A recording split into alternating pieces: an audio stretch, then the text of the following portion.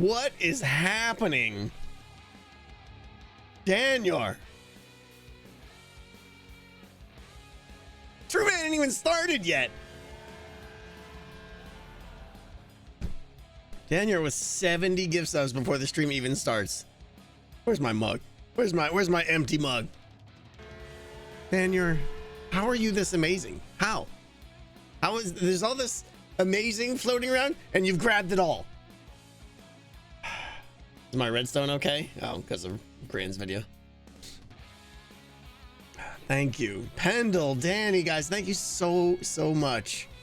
Thank you so much. Baby, 42 months. Thank you. Let's at least do something cool first. Like what? Like place dirt? Because that's what we're doing today. Uh-huh. Is everybody excited to... Skiz is excited. Skiz is excited. Is everyone excited to place dirt today? Because that's what we're doing. You hope I'm feeling better? I feel like I'm better. I mean, there'll be a little bit of coughing, but I mean, I feel like I'm 95% better. We'll see. We'll see. Yeah, Shania Leah! Thank you. Yes, I saw Grian's video. Yeah, so I spent 2 days, actually 2 full days filling these shulker boxes. And we're ready. Here's the problem, okay? The problem is I've got a friend coming in from out of town. Esha, thank you for 20 gift subs. Thank you so much. That's incredibly generous. I've got a friend coming in tonight until probably Sunday night. So you said I got a fresh haircut? Yeah, I just cut it this morning. It's super scientific how I do it. No D&D now. But yeah, so that means I'm like itching to get started on the build. Itching to get started on the build with all the stuff and the stuff and the stuff and the stuff and the more stuff and all the things I've been gathering. Yeah. But that won't happen until Monday now, probably. So I figured the other thing I'm gonna have to do is do a lot of terraforming to fit this. And well, that's what this is. That's what this is. This is like the outer kind of shell that I placed for the factory to sit on, and I need to terraform all of this down to down, and it's a lot, and I'm not good at this. It's a lot. Yeah. Daniel, thank you so much. You are incredibly generous. Thank you. Are we building a Fifi mountain? No, we are not building a Fifi mountain. We're building a hill.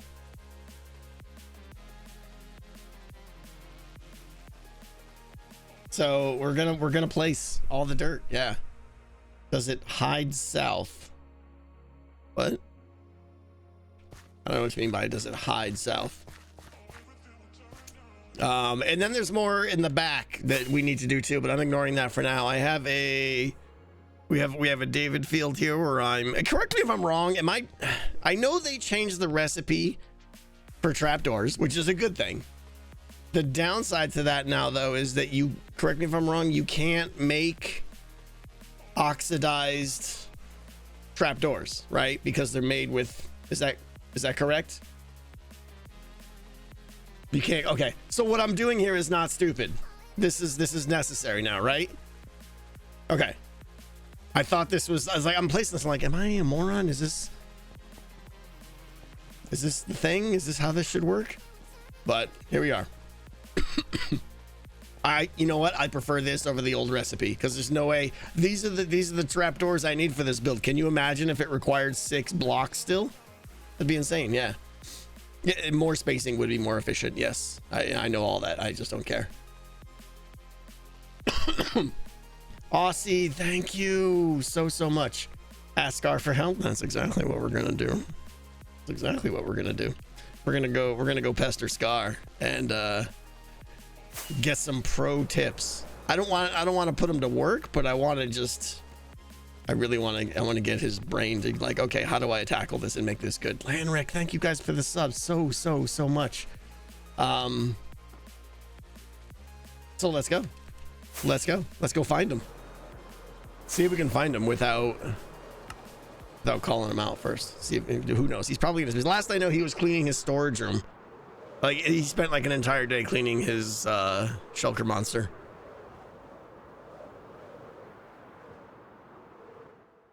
Flying by the seat of their pants. Yeah, a lot of pants flying. Lot of pants flying. So I roll up, and the first thing I hear is, so yeah, there's a lot of, sorry, I was muted. So I roll up, and the first thing I hear is, so there's a lot of pants flying.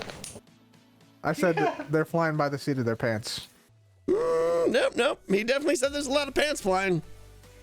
I was giving Twitch a hard time that they never seem to know what they're doing. Oh, and I think Cub said riding at the seat of their pants, and I think a lot of pants are flying. Yeah. Hold on. Look at this. Okay. Oh, wait. Well, hold on. I'm adding stuff to these boxes, but technically this area is completely clear. I'm topping off all my. I mean, it's 1,000 times better than it was, but it's like, oh, we got a little mini monster on the ground here. No. These are gonna go in the shulker box. It'll be okay. Don't worry. Okay. It'll be fine. Okay. So see, look, Tango, look. Did everything go to its actual home? See, no shulker boxes. Oh, it is gone. Yeah, this is that's amazing. progress. You they're did all good. the things. Wait a minute. What is your storage room like distributed or what now? No, it's 90% of it's in here. There's still a decent amount of shulker boxes over at my mob boss shop. Gotcha. A decent amount. There's a decent amount. I mean, this is pretty good. You look pretty organized now. Well done, sir. Well done. I'm impressed. Nightshade, thank you so much. I put in the time. It's good. It's good stuff. It was that meeting was so freaking long yesterday. It was. It was. That it gave me literally the amount of time to clear out this whole thing. I gotta be more productive at meetings, right? Like get some stuff done. Well, that's what I did. I gathered supplies for my build. Yeah, I got a ton done. I got some being productive. Yeah, I know. I'm super productive. Yeah. So I've got a little project. Well, I've got a big project. You saw an outline? Yep. That just happened. How did you see that already? I flew by. I was wondering if I could. Here, you must have flown over your base. Probably. It is kind of on the way. Yeah. I was wondering if I could maybe get some expertise, advice. Yes. Can you get a quick wall rub? Yes. Thank you. There you go. Nice. Let's go. That's a fair trade. You're welcome, chat. That's a fair trade. Yeah. Follow me. I do have a bone to pick. Oh, okay. Pick. Cub and I made a discovery over by the Hungry of the Hermit game. What's your discovery? Did we? What? Remember? Yeah. I have no idea what you're talking about. Remember when we played and then when we left, we saw. Oh my god. Oh. Yes. What? Yep. He's got a bone to pick with you. You're got a bone to pick. Hold on, I'm gonna sleep. Yeah. I'll meet you over there. Okay. Yeah, it's a serious topic, Tango. Something about the Hungry Hermits. Something that's he feels he's been slighted. Just warning you right now. Okay. All right. Well, he wants to meet us over there. Hi.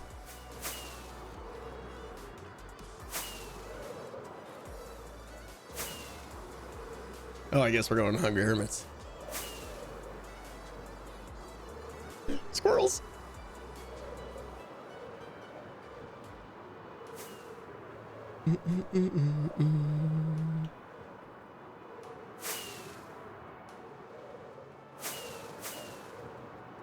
Redstone inspection? I don't know, maybe.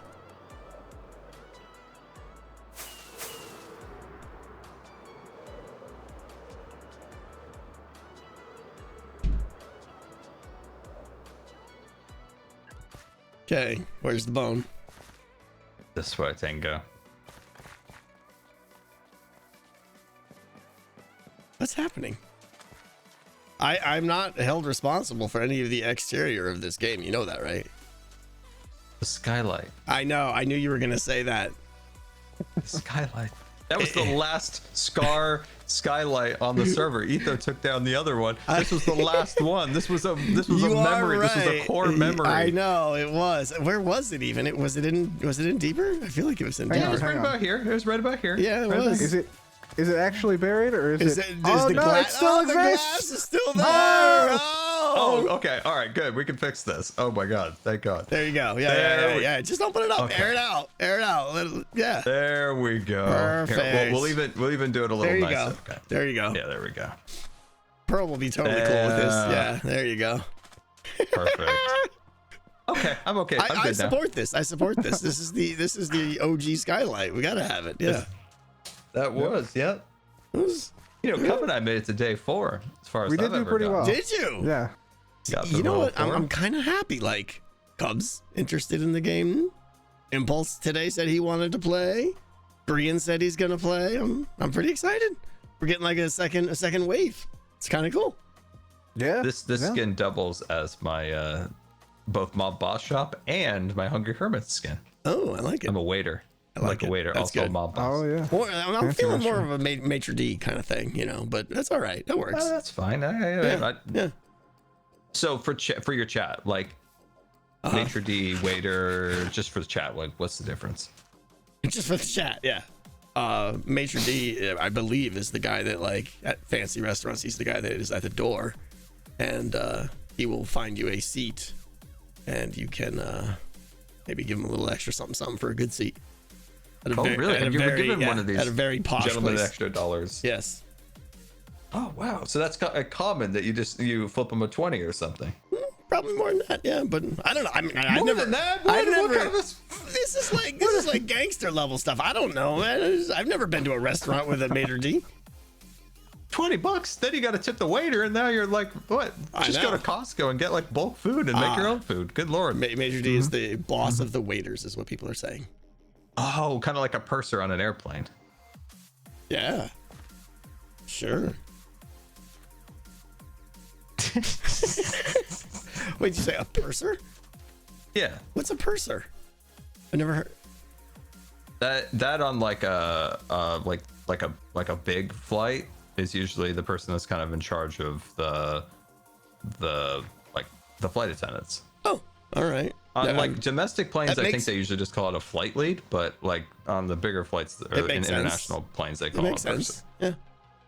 But yeah, like if you on like bigger airplanes, mostly overseas carriers, but like for American Airlines, if you're flying anywhere, it's usually just called like I'm lead, I'm flight lead.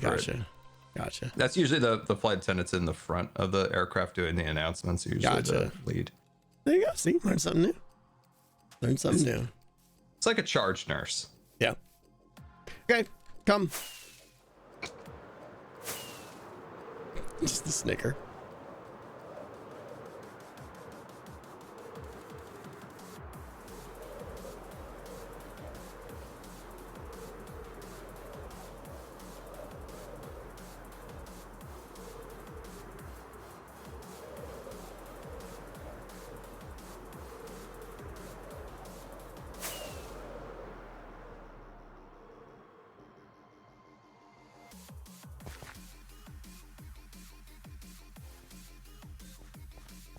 You guys having any trouble accidentally hitting Q and just dropping out random items out of your inventory? That's why I rebound it to Y. I lost my bow again. Yeah. Like, I'm throwing crap on the ground all the time. if you got a springy keyboard, like just a vague like little tap, Yeah, little tap at home, boom, there it's goes gone. your, there Everything's goes your gone. Vision C5 pickaxe gone. Yeah. Yeah, it's worst. Yeah. It's worst. Okay, what do we got going All on right, here? I love so I could use some assistance from the Terraform expert here. This little That's ring, me. which is Yeah, Cub. I'll Yeah, take- Cub. I'll You take it from can here, go yeah. anytime you want, So- Cub. Yeah. it. All right, yeah. I was just Kidding. yeah. This little ring here is kind of like the hill, the top of the hill that I want for my factory, which is going to be built soon. I need to terraform, shape, earth mold, whatever you want to call it, this down, right? So it looks natural. Tell me about the lines, Scar. Tell me about the line strategy. Well, I have a line strategy. It's interesting, but I want to hear yours first because I think it might be the same as mine. But what I'm looking for is explain- general advice of like, how would you proceed? Spread the wisdom. What are you planning on doing? Give me like an idea Just what I of. just said. Here's No, the I hill want I'm more gonna build detail. my factory on. What are you doing? So A little more detail, This okay. level, so this level right here, we're standing on 115. So is this going to be flat in the factory? I mean, will I'm not sit- going to make it plain flat because that wouldn't look normal, but generally this is the top of the plateau-y hill. Yes. There'll be Okay, some. okay, There'll be that little makes bumps sense. I can add later. Yeah. And then But generally- everything outside is just going to slope down toward whatever. But there's some places like over here by Gems where, quite honestly, it's got to be pretty steep. So I'm thinking like some rocky cliff faces or something would be in order too. Okay, yeah, that makes sense. All right, yeah, because that's what I was wondering was like, is this area that's in the center of the outline, is that going to be where the factory is constructed, stuff along those lines? Yeah, I mean, there's And then there's gonna be a pretty hefty buffer here, so this is totally flexible. If we need to kick this in 10 blocks or something, we can. I just Okay. kind of eyeballed this. Waterfall. A waterfall. Of course. I like that idea. For this area, and My then work here is so, done. I'll see you guys later. I gotta go. Bye. so for everything right here, okay, so I'm just trying to get it like a visual picture. So Yeah. kind of factory, this can be like kind of mild variation in terrain, whereas this is like going to be like a cliff going downwards. Probably because I don't want to. I don't want to Okay. go into Gems area too much. Ooh, what happened? I fell.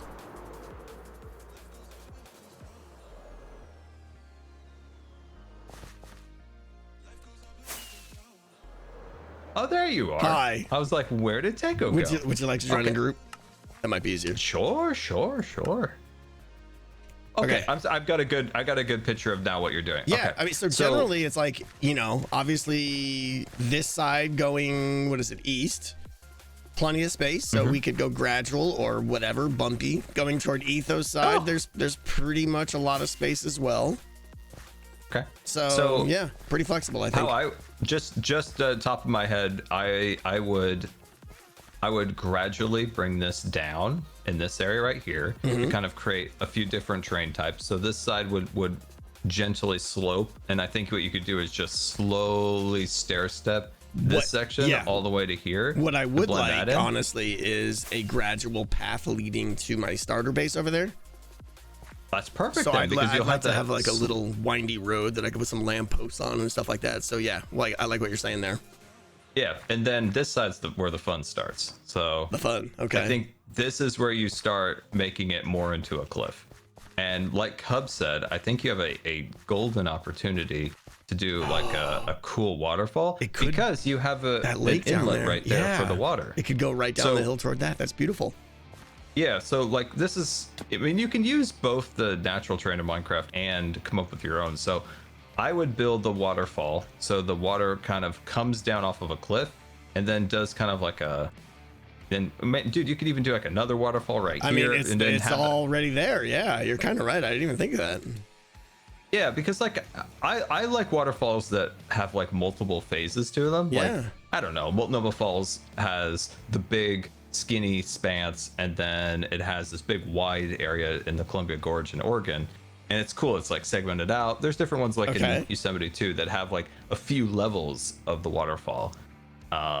So like start skinny at the top and then kind of work your way down as it gets wider. So, in my experience, trying to control water down a hill gets very frustrating because like it wants to, there's a vision in your head of how the water should flow, and then there's what Minecraft does with water, right? And it kind of like, yeah, but you can manipulate it however you want by just taking blocks.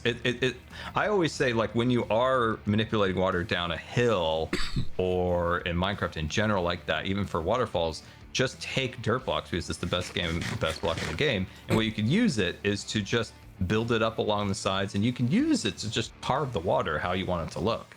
And always have like a stop. How do I say this? Always have like a stopper at some point. So like if it's not going the way you want, and then go up, put 2 blocks down, block the water flow, and then restart, and just do it again. And just okay, so wait you're till you saying get the actually right. kind of build a, dare I say, like almost like a trench or a pathway out of the dirt. Oh, yeah. I should have said that. That's how I would do it. Yes. As opposed to trying to just get the water to flow naturally down the hill. No. You want to go like this. You want to like figure out how the water is going to flow to start. We'll just get a vague start, and then kind of build up, because the water is going to go over here. So you just kind of build up here. You build there. Carve out a little bit of a river. Let the water flow. See how it looks, and then if you're not liking it, kink the water again. Yep. Redo it a little bit. Okay. It's fun. Like just treat it as get like the water carving. shaped first, and then detail around it once you're happy with the shape, I would imagine, right? Yes, and then you get your mossy blocks. You get your mossy blocks in the water, and then you can transition out of mossy using the same like cobble or whatever, because then you can. So it shows like it's more wet, so more moss near the water line. But if you do a waterfall, it's very important like that.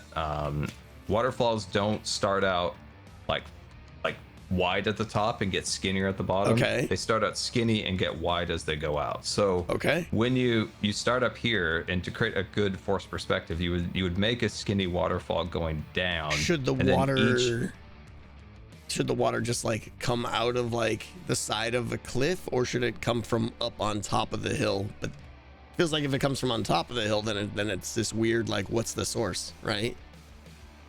So you can do two things. You can make a pond, or you can make a river. Like maybe you even have like a little river flowing around your factory, and you can put a little bridge over it when you go from your starter base. You make the pathway, a little bridge. A lot of work. Or you can in the air, yes, because then you have to make like an undercarriage for the water. Right. But you can also do a sneaky trick I do often, is make a little cave that the water's coming out of. Gotcha. Oh. Sometimes that's a little cheeky way of like that's a good not idea. having to do a ton of work for a waterfall. Flower Shock in my chat said, it's steampunk. We could have a pipe just sticking out of the side of the mountain. Great idea. And then you steampunkify your waterfall, right? I like that. Yeah, so there's lots of like options. I love waterfalls. So okay, I'm sold with the waterfall for sure.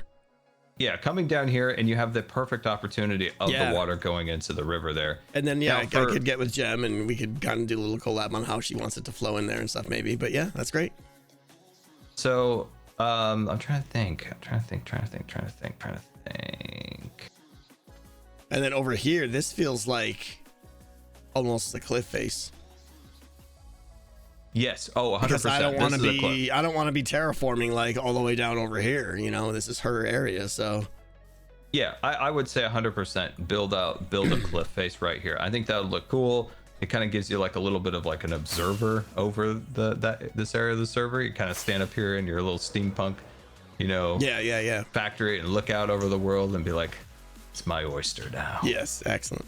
Now when I do cliff faces, I generally do like a dirt grass overhang by like a block or two, and then the stone is like back in like underneath it, if that makes sense. Or do you start with this? Okay. I do a similar one. What is your steampunk, is there a vibe to it? Good, bad, neutral? I hadn't thought about that. So there's different ways of doing terrain to make it look a little bit more sinister, a little bit more neutral, a little more happy, fun, lighthearted. I would guess neutral. Yeah. Okay. Yeah. Okay. Yeah, because it's good to think about that, because the terrain can also tell the story of the vibe of what you're building. That's good. So if I had said it was an evil steampunk factory, whatever that means, what would be your response? How would you do that? Just out of curiosity. Darker, more jaggedy rock, more pointy, that makes sense. Points. That's how I would. That's at least my first instinct of how I would design it, especially using darker materials. I don't think you would go in and say you would make a bunch of dead trees, really, in my first pass. But in like general, if it was a little bit more sinister, yes, you'd be a little bit darker colors, a little bit more jagged, pointy rock, stuff like that.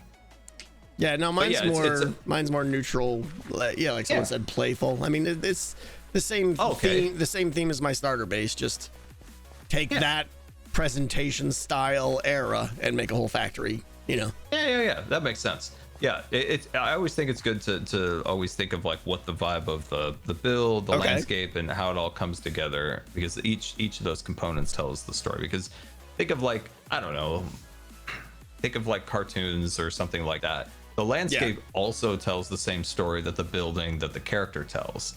It's just always a little bit more quote like subtle. Okay. I like it. And yeah, and then the cliff over here, I mean, Gem's got some cliffs kind of already.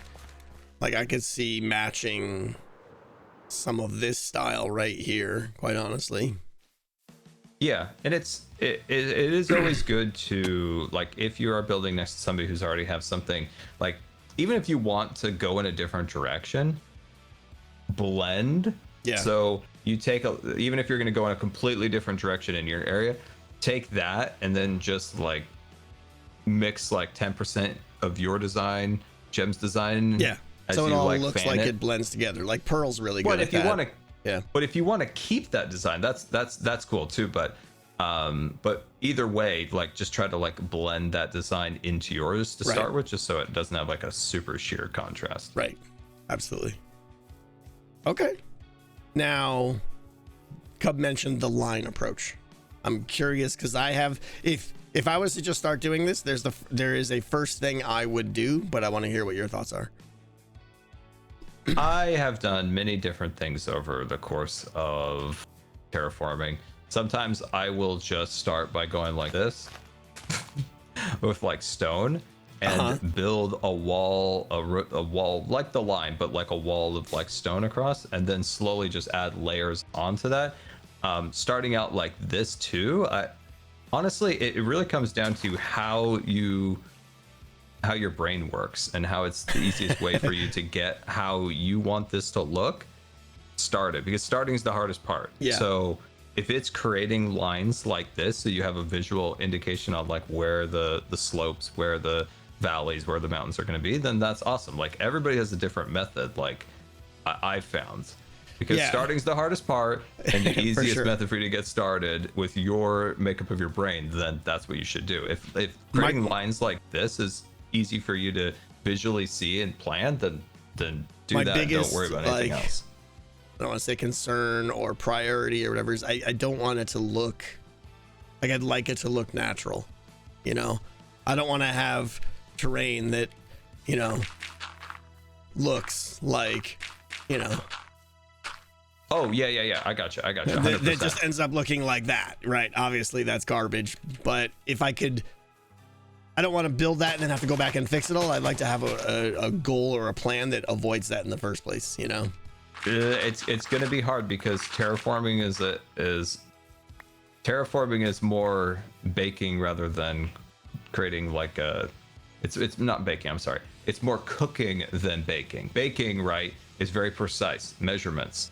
Right. When you bake a cake, you have to be very, very on it. When you cook, you're making this and that. It's a little bit more like you put a little bit of this and a little bit of that and see what happens. Yeah. Right. No, I get that. I get that.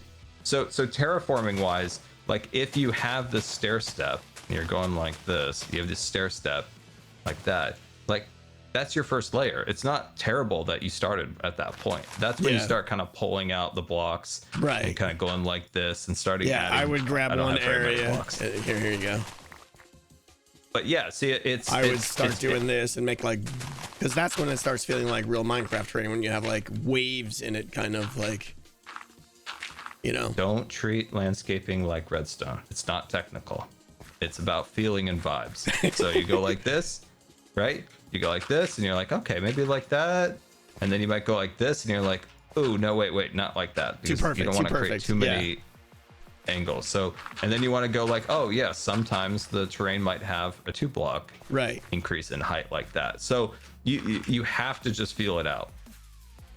You want to get in a flow state. You want that frontal cortex of your brain to slow down. There's no right answer. It's really just like. Exactly. But you don't want to beat yourself up. Just let it flow. Let it flow. I like that. It's always gonna look like trash when you first start doing anything like this. Yeah. And you just don't want that mental barrier of something looking bad to make you discouraged and stop. You just have to like persevere through that first layer or two, And then you start seeing what you want. And believe me, there's so many times where I'm like, stupid block game. Stupid Minecraft. What that notch ever you make this stupid game. Exactly. But no, you gotta fight that, and you want to get into that like flow state where you're not. Yeah. You're really not thinking. So, you're just kind of going. The Cub mentioned the line method. What I do, let me go sleep. What I do to get started a lot. If only we had someone on the server that would sleep regularly. Yeah. Him and his mommy thumbs. Yeah. Where is that man? I know. God, I feel so bad for him. It does sound horrible. What I would do to start is, and this is what I did like when I had to terraform all the snow and stuff around the Defrost Citadel last season. I would make like these lines, and this takes longer than it to show, but I would like make like a line up here, right? Yep. That is just arbitrary, random, whatever, right? Yep. But then I would like move over like this amount of blocks and do the same thing, but be sure to give it another different random slope. And then that gives you like a real quick, like you can take a step back then and you almost have like a wireframe of your terraform, your terrain.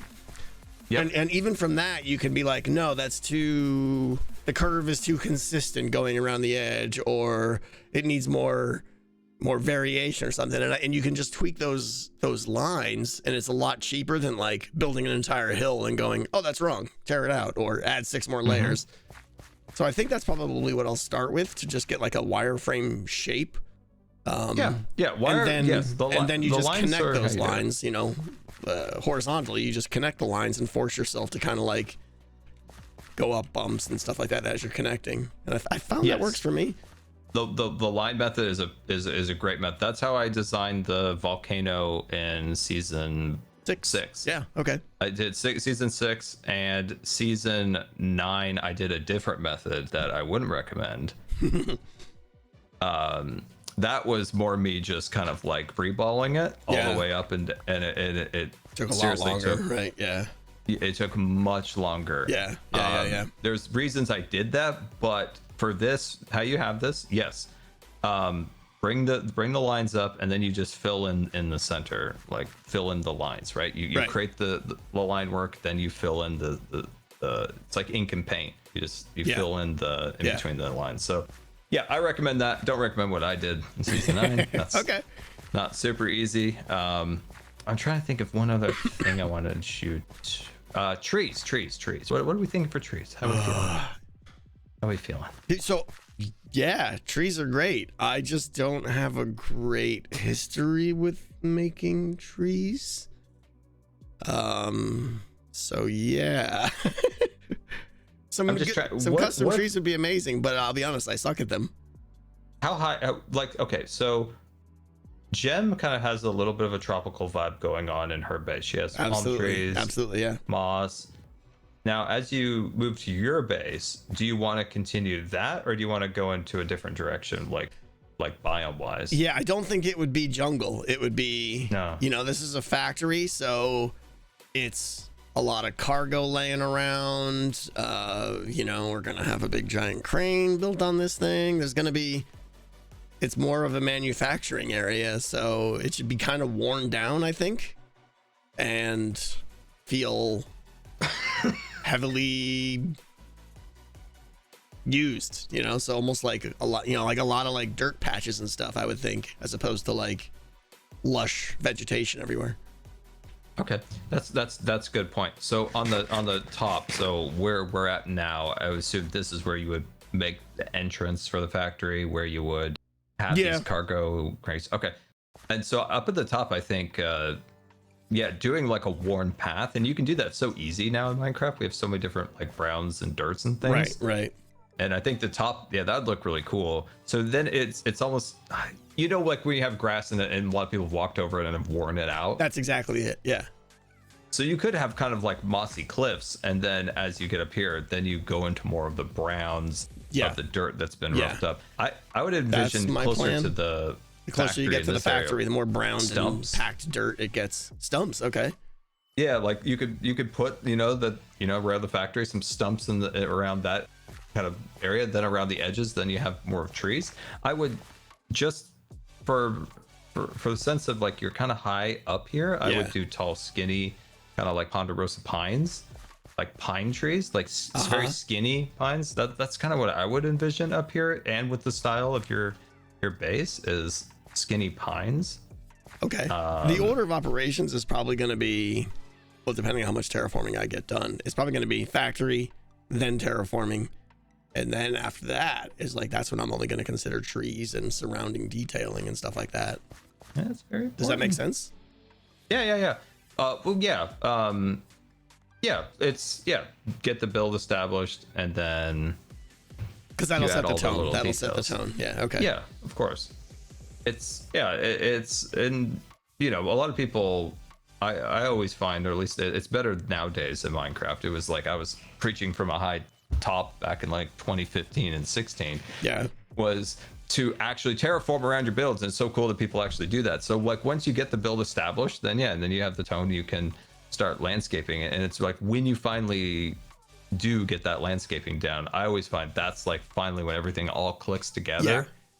Well, because that's for the what longest time go ahead. in early Minecraft was that people it would be like if you're like a kid, you have a play set and you just like sit it down on the carpet, and that's how Minecraft builds always used to be. That's what I still do, and that's the biggest hurdle, because I did that with my starter build, and when I had beat-ups over to kind of critique it, he was like, he was kind of hinting that like you need a little bit more. It's not just a building. You can't just plunk a building down. You have to shape the world around the building to show that it has life and stuff. So I'm definitely going to want to do that. It has to be a part of the environment. Yeah. It has to be a part of the environment. So it's, and that's what you've already started. You've already got the plan for the landscape. You have an outline, and then the building. Now, what do you have any idea what the building will look like? You don't have to spoil too much, but you have like. I got a very good idea what the building's going to look like. Yeah. Oh, really? Okay, yeah. Okay. My phone started giving me like NHL alerts, and I don't know why I subscribed to something and I don't want to anymore. Hockey? Yes, very good. I'm proud of you. Incoming! Hey, I've never been to hockey. Hi, Cub. Hello. Oh, we're in a group. Can you hear us? Hello. Hi. We haven't moved. We've been talking about terraforming. How's it going? How's the discussion going? Good. Good. The wisdom is being spread everywhere. Fantastic. Yeah. Has he talked about the lines of sight? No. Oh, lines of sight. That's what you meant. Okay. Oh, line of sight. Line of sight's huge. Yeah, line of sight. Okay, talk to me. So, well, that's interesting. Okay, so I don't want to be down here and terraform so much that I can't see my factory. That's something I have to be careful of, right? That's correct. Oh, yeah. So, like when you that might be a problem. I would find where you want your pathway to, get that established, because how do I explain this? So how do I explain? My brain is just like slow. But it's already making me want to like lower that ridge line a little bit, because right now it kind of like goes out basically flat until where that dirt ring is, and then it's going to come down. But it, like from right here, I wouldn't be able to see half the factory if that's the case, Sometimes that's okay. You gotta have a little mystery around the corner. Okay. All sight lines is about what you want from it. Like if you want it to be loud and proud, you're up here, it's like boom, big bill, let's go. Or you want to have a little bit of mystery, right? Yeah. You want to have people like have a bit of a journey to get to where you want to go. Your path winds around. There's trees strategically blocking areas. Or do you want it to be kind of like very prominent with everything like focused onto that one thing? It also like for like sight lines too. So your neighbor might have a different architectural style or biome or something, and you could strategically like build cliffs or trees to block those things. That's also important. It's like it's not saying a neighbor in any Minecraft build has done something wrong. It just might not be like the same like theme. So you can strategically place trees to block it. It's like what Disney done with say the Haunted Mansion back in the day with So Right. they had a separation. If you're going from this is sci-fi Disney. to Western, that would be a good example of like, ooh, we got to just kind of put a fake wall here or something because there's really no way to transition that. Yeah. Exactly. So like that Haunted Mansion / Splash Mountain thing, they had like almost graveyard like trees that like spanned the right side of the mansion that blocked off that area. Or say from Frontierland, they have a tree that has been perfectly cut to block the Matterhorn. And so the tree is like the exact shape of the Matterhorn. And if you're in Frontierland, New Orleans, and you look over that direction, and you just see a tree. But that tree is perfectly cut to block out the Matterhorn because it's weird to see a snow-capped mountain in New Orleans. Right. So that's another sightline like thing, like Cub was saying, to think about. But if I may show you something. Here, I only have a few rockets. Here we go.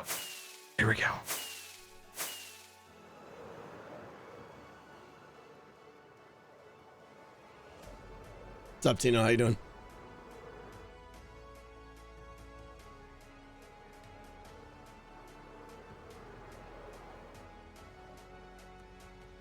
Trying to sleep. Hold on, trying to sleep.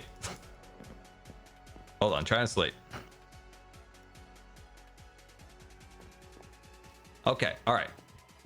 Hello? Yeah. We're here. Okay. We're here.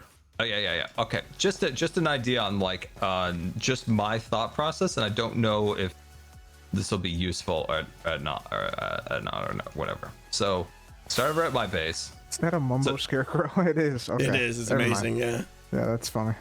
Okay, so I just want to walk you through my thought process and see if this helps at all. Please do.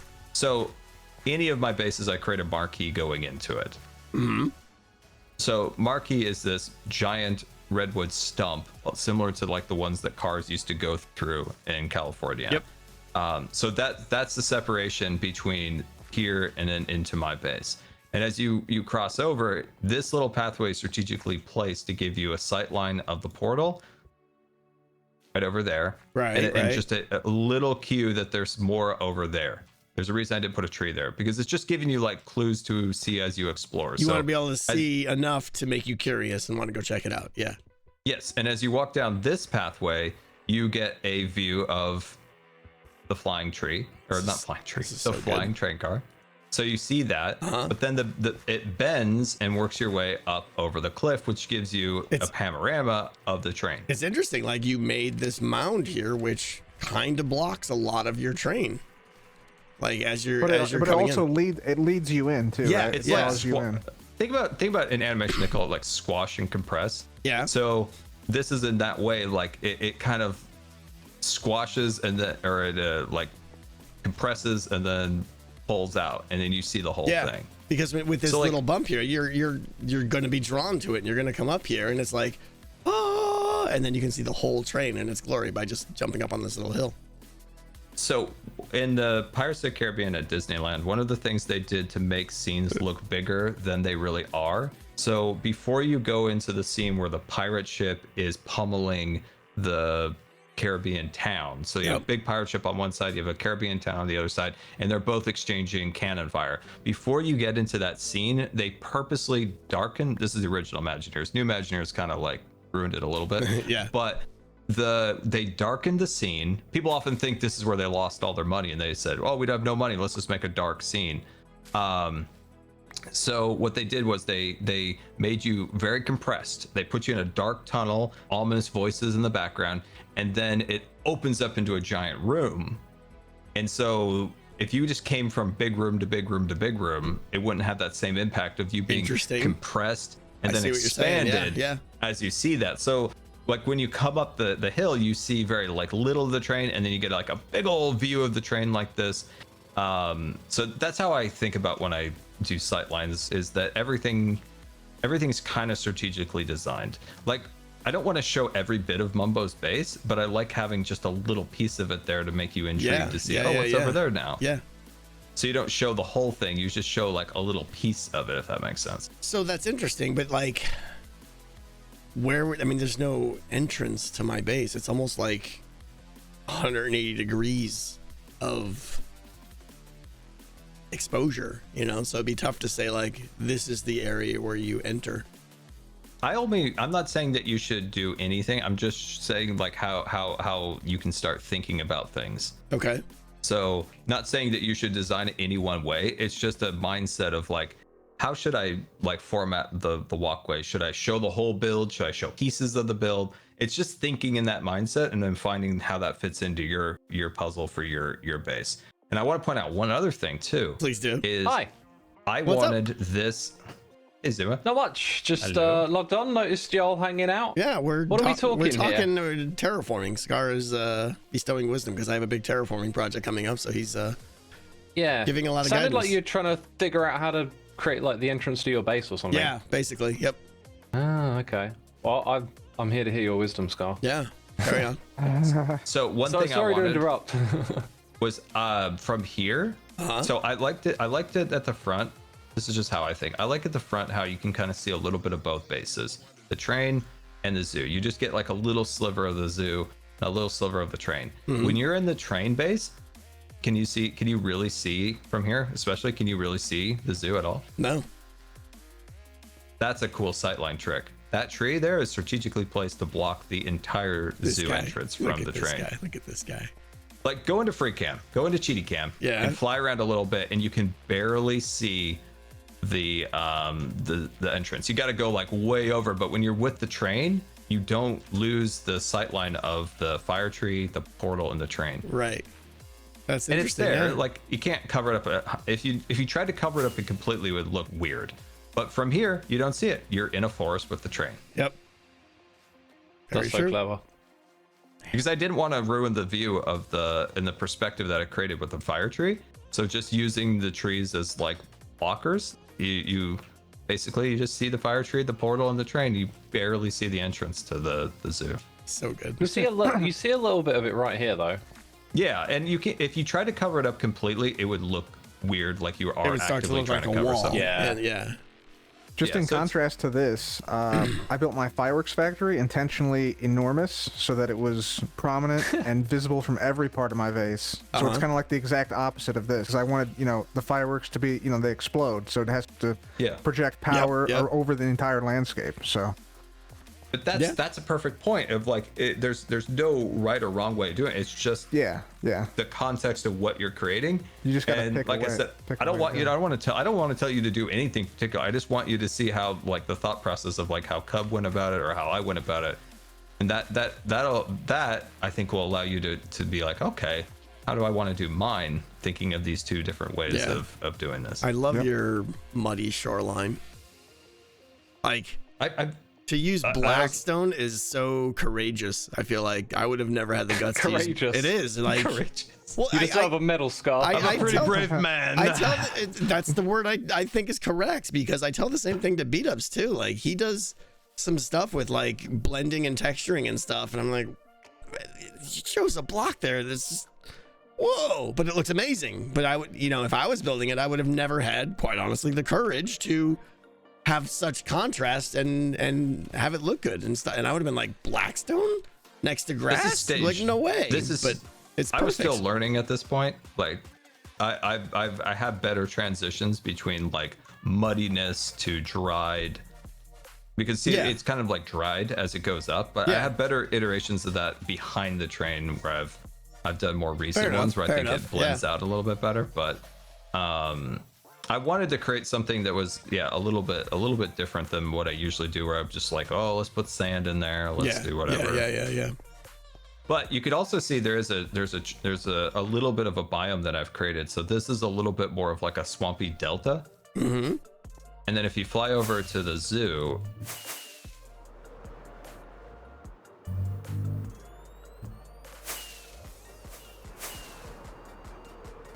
this doesn't have as many trees. So it's it's more sun exposed. So you see there's more, and this is also more kind of on the ocean side. So that's why this side will have like sand, and it's a little bit beachy. different terrain. Yeah. Than over there. So there's a little like contrast difference between the two. you also I love the notice the pale moss rivers. here.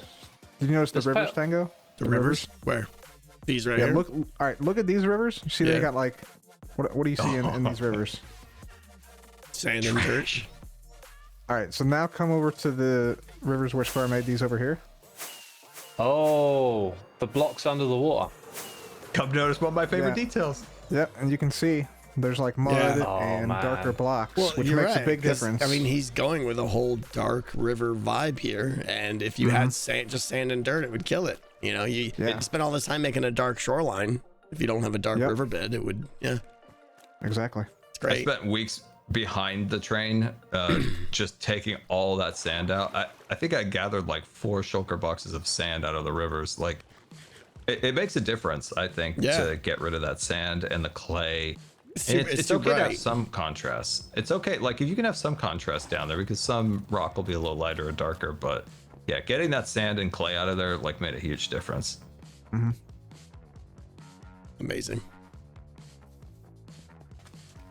This area is just gorgeous. I'm just seeing this new spot over here I haven't seen in a while, and the way it blends up with Grian's fields of wheat is just so nice.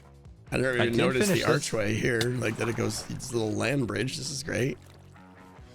Natural arch bridge. A couple little mushrooms. Natural arch bridge. There's an old narration from an old Disneyland ride, and this old prospector's like, and now we're crossing over Natural Arch Bridge. Is this finished here? This, like, with all the stone? If I were to redo, I have ideas on how I could have done the arch better now, but I'm not gonna touch it. Here's a question. I kind of feel like you don't see stone arches across rivers in nature, right? But you would see like a log, like a fallen tree, and then it's like overgrown with moss. Can I show you another thing, Tenka? Yeah, but so a question, like, no care at all for spawn proofing, huh? Oh no, it gets in the way of the overall design in the end. But Scar, right here. Right here. Shadows are not a bad thing. Look, dude, I just dropped my pickaxe again. What is happening? Scar. Well, okay, yeah, what? See, like, just it hurts my soul. Oh my god, you broke it. Oh jeez. Oh no. Okay, so this is okay. I have a pet peeve of light leak.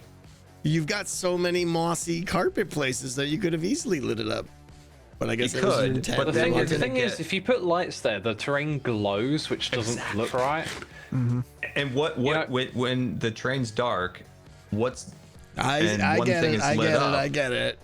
What's lit up and is a marquee of the land? The train. I know. Yeah. Watch out. There's a guy. We need beacons that stop mob spawning, and we need a way to hide the beacon beam. Absolutely not. Or we just need beacon beam hiding, yes. Beacon stopping mob spawning, absolutely not.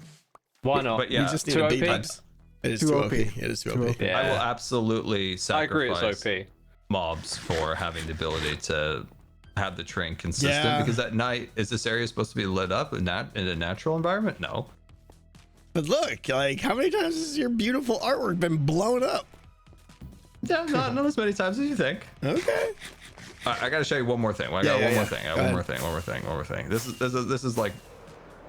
This is my Super Bowl explaining landscaping. Hold on, I'm sleeping. You just talk about landscaping and and Disney at the same time. So I mean, you're pretty much in heaven right now. I sneak it in there because it's relevant. Know. It was noticed. Okay, so train platform. I'm just happy with the way this came out because it put a lot of time into this one. Whoa, the clock. That's cool. Yeah, it's inspired of like the Grand Central Station's central like little good. Info booth. Such good trees. Dude, when did that get snuck in? That's cool. I like it. It's been there for a while. I think. And the paintings. Oh my god. Yeah, sorry, Hoffman did all getting in your way and getting all job. Distracted. Just a little thing about light. Have you been to like the big redwood trees in California? No. Okay, me either. From pictures and trees similar to it, just not like the super redwoods. There's always like light, like in big forests, right? There's always like those God rays that come through the trees that kind of light up. So I tried to achieve that with the trees. So you could see how there's like shadows and then like bright highlights on the tree trunks. Yeah. And so that's another way you can kind of play. A fun thing you can do with terraforming is play with light. Is that just texturing, or is there an actual light source hidden somewhere? It's a little bit of both, but mostly there is some texturing with the blocks where it highlights onto the red sandstone. But it's basically from the very top. I'll just take a hoe and break all the blocks going down. And so the light from the very top will translate all the way down the trunk. And then some of them I won't, or I'll only do it on one side. So you see like the light is only on one so side. you and actually dark. get natural daylight going down. Yeah. Yeah, and it gives it depth, right? So like one side of the tree is highlighted, one side of the tree is shadowed. So it gives the tree a little bit more like three-dimensional vibe to it. Yeah, these trees are insanely good. It's just like a fun technique to play with light, because there's very few things in Minecraft where we can really like play with actual light. Oh, I mean, that's great. Like this tree back here, right? Right here, super bright. Yeah. Over here, but then very shadowed on the other side. Totally dark. Yeah, that's not an accident. No, every one of those was very strategically designed. Yeah. But it's cool because it just creates like I think a little bit more of a realistic environment with light, because mostly Minecraft's light's just flat. Yes. So good. Dude, okay. Absolutely genius. How long have people been building massive trees and not figured that out? It's such a cool idea. It's mostly by accident, and I just tried to embrace the accident. So you just discovered it, and you're like, "Ooh, that's a whole other level." It's like, "Oh, I'm gonna take advantage of this," because I've been trying to find ways of like using light in Minecraft, but it's so hard to like create shadow and stuff like that. Gongan, thank you. You know, like I think we all know, like if you use a lot of texture packs waterfall or design, that river, how it contrasts this one. shader packs and all that stuff, it sometimes can be a turn off to the viewer. So if you can do it in vanilla by creating like depth with light, then I think it's I think that's like a cool way of doing it, because I think we've all known that if you try, like you're like, oh sweet shader pack, and then the viewers are like, don't like. You know what you can use, Scar? If you put shulker boxes up in the sky far enough away, they'll create a shadow on the ground, but you won't see them in the sky. Oh yeah, tornado! That's horrible. The render distance on that, so don't let that happen. So if you wanted to make your like dark swamp just a little bit darker, like a few shulker boxes up there would just add some shadows down below. Yeah, that's a good idea. Hey, B-Dubs has got a waterfall nearby, right? Oh yeah. Yeah, B-Dubs is right over the cliff. I know. Do you want to go there? I mean, it's a little dangerous right now. Why is it dangerous? Oh, I know why. Should we go over there and take a look? Some of your friends hang out there. Is it spoilers? No. I don't think it's spoilers. It's just dangerous. It's just real dangerous. Let's go. You could try it though. I mean, Tango's a wrangler. Let's live a little bit in life, you know? He'll know how to handle these. Yeah. Putting on my armor. I don't want to get caught out here. I'm not sure where they are. Oh, yep, there's some. Oh my gosh. Oh! Oh, I hear them. Oh, wow, I see one. The sky. Free range. I love it. Oh, that house is so good. Free range warden. So where's his waterfall? I think it's go to the mailbox and then past that. It should be over here. If you land on the bridge, I think you can see it from the bridge. B-Dubs' base is like a horror game now. Zoom out! Oh, it's right next to me! Oh, of course. Free the goat. Of course. Oh, no. Doc. Yo. Can't see. Free the goat. Oh yeah, I'm in a river blind. Oh my god. If you come to the bridge, can you come to the bridge, Tango? There's a clear. You can see the waterfall. The entrance or are you trying to get base? to the actual like waterfall? from Mumbo's side? Yeah. Okay, see I the see. billboard with Joel? Yep. Is anyone gonna grab my stuff? You can land on the Where bridge. Where did is you your die stuff? at? I flew upwards He died over into by a the tree. house. Ooh. Okay, hold on. Let me look. So you died by the house. I have full inventory. Hang on. Let me pause here for a minute. Get some gapples. Let's see, where is? Oh, that's rockets. Died by the house. Whoa. I'm still looking. Oh, I'm running out of rockets. Oh, we're fine. Died by Do F3B. Oh, it's in the trees. Oh, it's in the tree. wait. Yeah, it's in the tree. Yeah. Oh god. I'm gonna get what I can. Yeah, my inventory's full of dirt, unfortunately. I got a helmet. I got some stuff. I'm on my way. Oh, nice one, Tango. Get rid of the sticks. Get rid of that. There's some more over here. Wow, that thing threw all your stuff. Get that Where's he at? elytra. Over here. Coming in. All right, I got the All right. ender pearls. Think we got most of it. Yeah. I got what was down on the ground. Oh, here's some more. There's a little thank you. pocket back here. There's still some little bits, but I got sword, boots, pants, elytra, pickaxe. Nice. Yeah. Thank you. Thank you. Ender pearls. Oh, We wait, got now I'm everything? picking up the stuff. All right, let's go to his house. Retreat. Yeah, I got retreat. your helmet, as and some other stuff, so me. Nice. Thank you. I hate losing stuff. Start all over again, it feels like. Oh, look at that. There's your shulker bundle, and I'm guessing that's your axe. And I think that's it that I have. Yeah. Sweet, that looks like all of it. Thank you. Perfect. Easy death. That was painless. Yeah. Yeah. Well, except for that brief moment where you died, but yeah. I mean, that was funny. That didn't bother me. So I still haven't seen the waterfall. Apparently my yeah. powers of observation. There's a safe spot near the bridge. To the bridge. Also, if you fly over the forest, notice how he lit the tops of the trees? Like Yeah, little highlights? with lighter. That's cool. Yeah. I don't know if this is safe or co-op. I think this is safe. I think they're distracted by fish over there. So I think Oh, we're good. okay, yeah. There's one in the river. Well, Oh, one's two? kind of coming Wow. close, but yeah, it's fine. We're You can see good. it. We're good. They're not Yeah, six. it's They're all more than good. 16 blocks away. All right. So, oh, the glass waterfall. Is that what everybody's talking about? I think. Yes, Yeah. I'm like intimidated by all these things. I'm like, dude, I'm getting like decked out flashbacks over here. Yeah, I mean, this is amazing with the glass. It's not what I want to do, but it's very cool.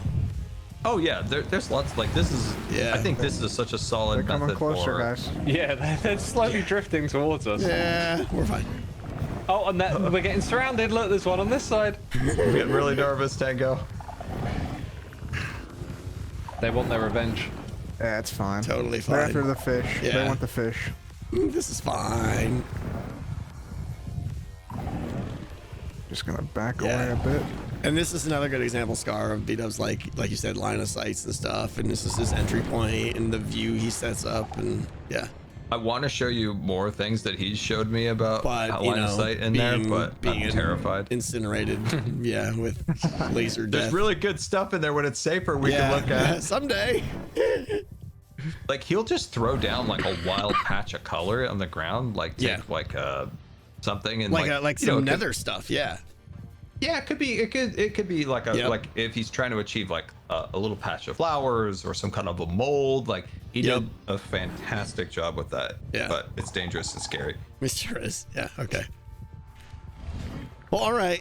I think I've got enough to get started now, and Well, just use those as like thinking things. yeah, Like yeah. I always want to like tell people this stuff is like it's never to tell you what to do. It's just tell you like ways of thinking. Different ideas, yeah. It's good to I have ain't a telling plan. people what to do. Not Dude, just look to, at that not just to view pop up. something That's down. insane. Oh my god, Joel is just, how wild! Nice. yeah. He just keeps building. It's It just awesome. keeps building. does. Like I just feel like he doesn't. He just like, oh, I need another tower here, and I like he just builds it. Like he doesn't even have to think. It just happens. You need more fog on your screen. Creates more atmosphere. Yeah, We need more fog for you, Tango. that's Chat, don't you think he needs a little bit more that's fog? Can I- correct. But like the efficiency guy in me is like, no, I just want to see everything. Relatable. Oh, that's funny. Especially in the nether. I hate the nether fog, but I could be convinced. Yeah. And I turned on I have different, yeah, so I could turn overworld fog down a little bit. Oh, Get, this just ends here. get the better fog mod on there. You get a little atmosphere. There you go. Ooh. It also it also makes the sunsets better. It, like really like makes them pop. Joel needs a little bit of terraforming on this side of the bill, I think. Yeah. So Little much transition detail. here. Like just look at this wall right here. With these like how much time it took to build all Yeah, this what's with all this this thing little here? detail. This is crazy. There's like Dude, a when weird grid thing up there. like just above this building in this direction. I'm gonna fly to it. What is this? It's like It's a hologram. Yeah, oh, it's candles. What the heck? He just did that in his last episode. It's insane. Yeah. Yep. Dude. That's wild. Dude, when I saw this, it was so trippy. I was like, is there a glitch on my screen? No, it's like a hologram. It's wild. Yeah. Oh, Dude, that's when so does he clever. do this? Like, He's he just must come on when I go to sleep and when I wake up. I know he's he's like, not. I Good never day's work, see everybody. him on the server. It's just it takes him 8 minutes to do something, and he's like, "Okay, got a video." Wow, that's cool. It's so cool because you can't just place floating candles either. So like, I don't know if you saw his video. Like every one, he has to place a layer of dirt, place the candles, break the dirt, Yeah. go up to the next layer. Like it's crazy. That's a grind.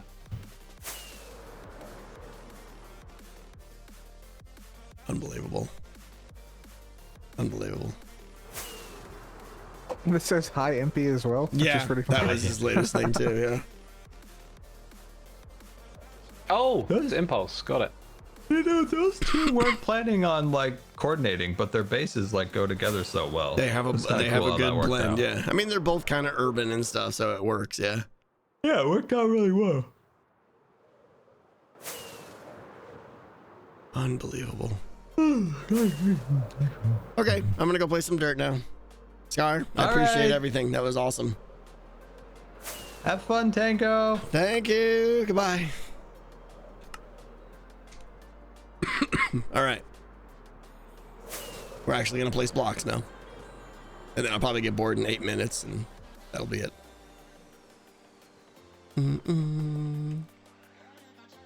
But you guys got a little insight into the brain of Scar there.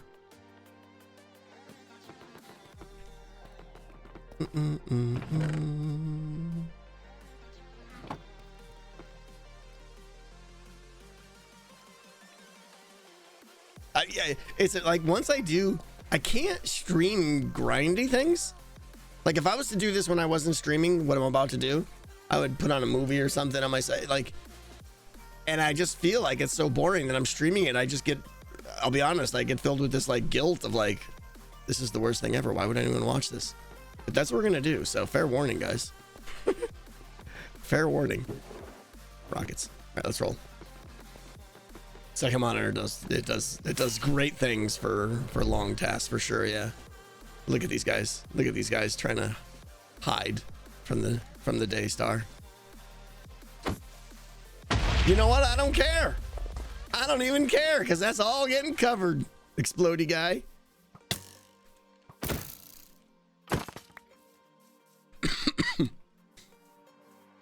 Maybe light up under the terraforming. Oh, that's a good idea. Yeah, let's do that actually, because otherwise this is going to become a super mob farm. Let me turn on this. Do a quick pass. Doesn't have to be perfect, but it'll stop most of the spawns.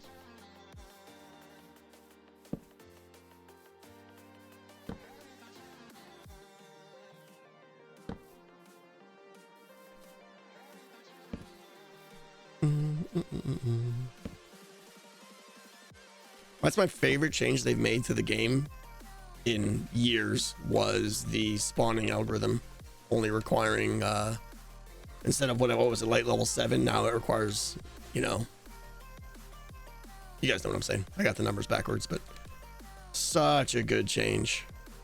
And honestly, when I heard them first announce that, I was like, that's gonna break the game. You can't do that. That's gonna be horrible. No, it's fine. It was such a good change. Because normally I'd have to like put a torch there and then put another torch like here and another torch there. Now one torch is just like anti-spawn. So nice. Yeah, that's my phone.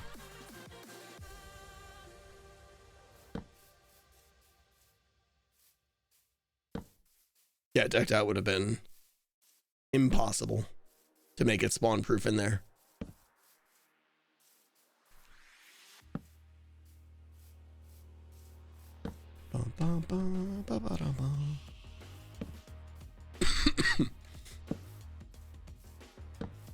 So yeah, I got a friend coming in. I'm kind of excited. He had a business trip into Vegas, and he's like, hey, I got the weekend off.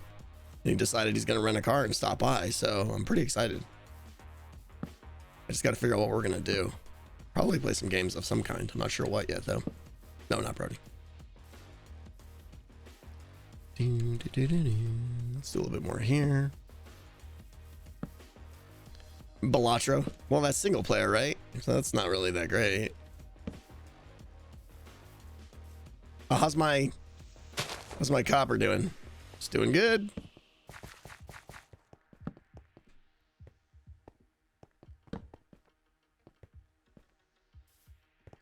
Any hockey games lately? Yeah, I had one last night. I scored 2 goals. We won.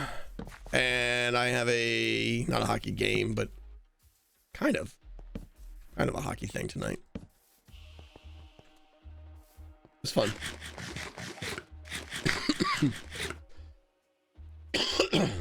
I feel stupid. What mod does the torch thing? Mini HUD, I think. It's insanely useful for like exactly what I'm doing right here. Really useful for things like just trying to spawn proof areas.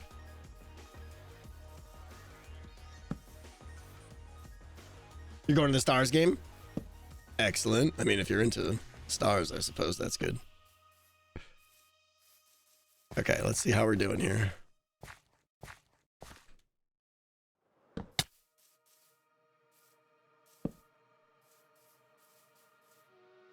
Been talking about that for months. Is that me, or is that a reference to what someone else said?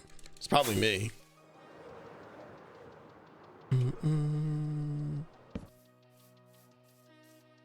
Mini HUD light overlay. There you go. Yeah. What position do you play? Center. Rip Utah hockey. What do you mean? They're playing great lately. Why rip?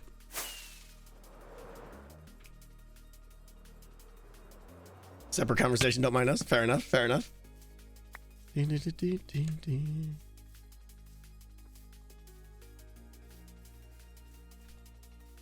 T does play, and let me tell you how much she has improved in the last year. It's amazing. She plays defense, and like she's got guys coming in like full steam on her, like people that can skate, and she's there with them, cutting left, right, boom, poke check. Takes the puck right away. Amazing. Keep telling her how good she's getting. I can take this back now. Yeah, I'm so impressed with her skill. This might be outside the slope area at this point, so let me give a little quick fly around here.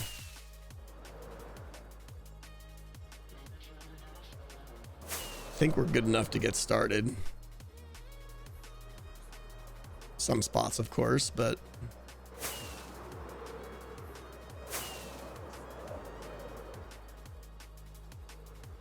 and I'm only terraforming the front. I mean, I got to terraform. This is kind of flat back here, but this hill's gonna have to come out. We got a lot of work to do. A lot of work. These guys are still in the boat. No, I know, Roman. There's areas I've missed, but it doesn't really matter. Okay. Let's get started here, and let's get our wireframe going that we were talking about. Now, this is going to be the area where the main path, because I do want to make a very deliberate path from my house to the factory with some cool lanterns on it and stuff like that. So this area here, I don't want to do anything drastic. I kind of just want a nice gradual slope.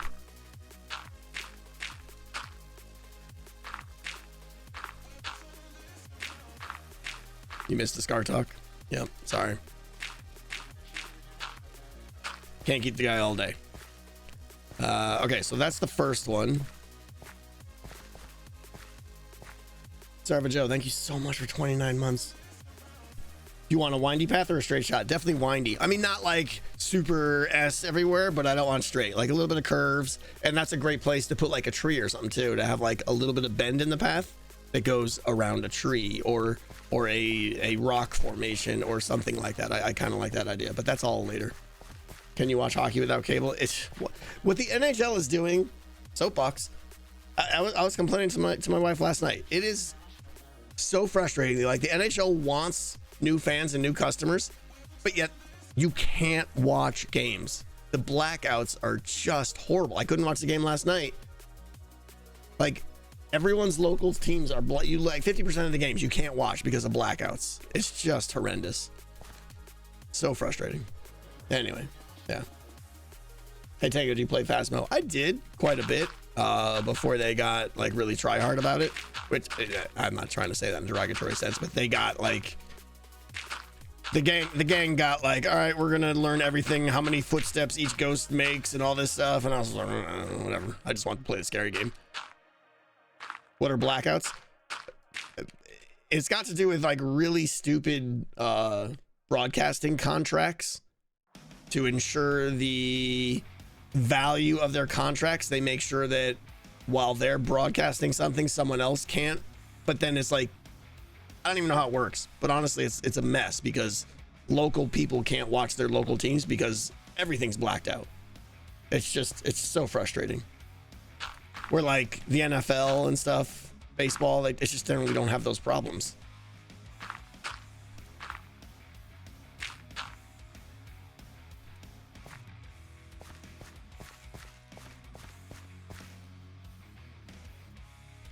Once you do terraforming, consider doing a hole to make a cavern. It needs to be redstone guts. What I am gonna do, I can't pronounce your name, PYJ. What I am gonna do, I will make some caves.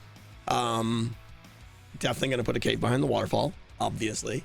But I'll probably have, because we have all this space and I don't even have to dig it out, I'll probably have a couple areas where there's like little secret caves and maybe some like redstone gadgets in the cave or something, just to make you a little bit curious about the story or something like that. But that's about it.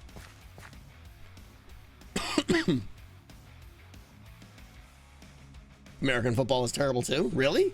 I didn't think it didn't have. I thought like every Sunday you just like you could watch all the games you want. But I'm not an NFL person, so what do I know? All right, this tree has obviously got to go.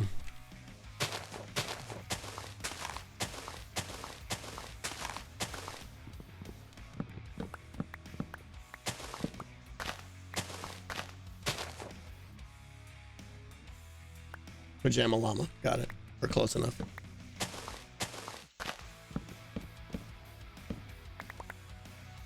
I hate chopping down these large oak trees. There's always like one block I miss. Then you gotta just like punch random leaves to find that hidden. Yeah, there it is. Oh, that's weird. I got the dynamic light system going.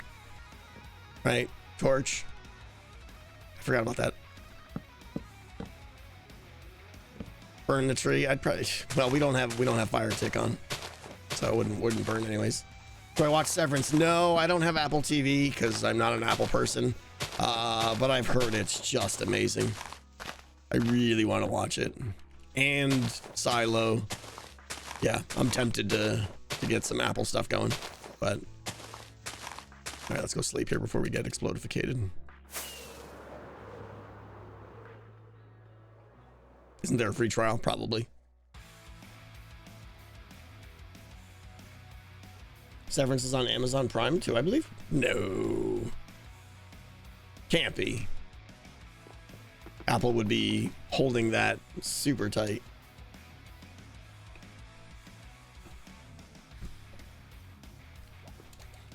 I do feel like I need to get a VPN though, because VPN would stop my blackout issues too for the NHL, which would be great.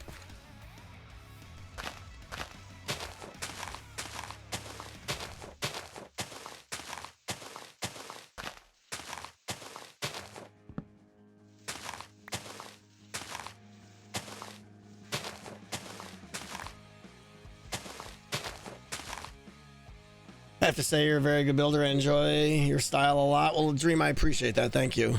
I feel like I've gotten like a lot better as a builder. My biggest thing, first of all, you guys know I'm my own hardest critic and I'll never be happy with anything I do.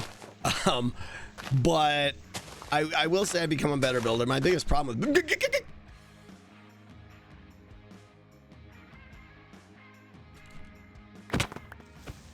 that's right. My biggest problem with it is for building is it just takes so long for me to build. Like if I sit down and try and build something that looks good, I mean, it takes me forever. So that's a problem. And then the other thing, I feel like my build style is very much, people can walk up to it and be like, oh, Tango built that, which isn't a good thing. You know, I feel like you should be able, I need more variety. I need to broaden my skill set, if that makes sense. And I don't know that I did that on the factory. We'll see. All right, so this should be, looks like this should be a little bit steeper here because we don't want to impede on any of this. We want this to pretty much stop like right here. It's not bad to have a style. I mean, yes and no. I'm just saying, like, it helps to have diversity. You know, be able to build, you know, in a lot of different styles, you know, and a lot of different themes and stuff like that.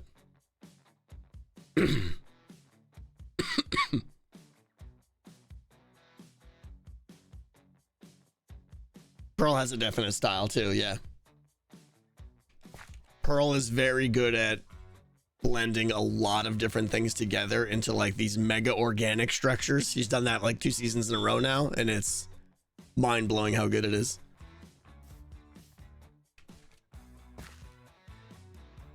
And then there's the Crooked Tower. Yeah, exactly. Okay, so that is going to be pretty steep there. This is all pretty steep. Let's see how far we want to go. It looks like there's a path right here.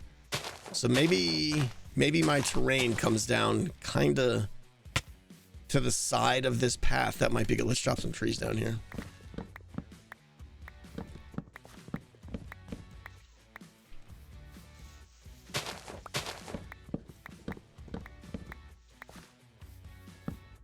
Toon Towers was definitely outside my normal style. I mean, that was nobody's style, right? Like, who's ever built a cartoon city in Minecraft? That's why I did it, because it was, to my knowledge, it's never been really done. Season 7 was I wouldn't say it's my highest quality, but it was my most interesting idea, my most kind of inspiring. I feel like it was one of the ones I was really proud of, just because it was such a cool, unique idea. I could have, I'd be honest though, I did burn out a little bit, and there was a lot of details that were left off the table that shouldn't have been. You know, I kind of got like those 2, 3, or 4 buildings, and I was like, hey, we nailed it. And no, I really should have done a lot more surrounding stuff. That's kind of my big problem, is I make the build, and then I don't have it in me to do all the little details around the edges. And I'm going to try and do that with this factory, but we'll see. Astral Library. That was a pretty unique idea too. Not as unique as Toon Towers, but different scale. You know, Astral Library was smaller. What are my plans for build next season? I have no idea. A lot of that might depend on the theme of a certain game we're gonna make.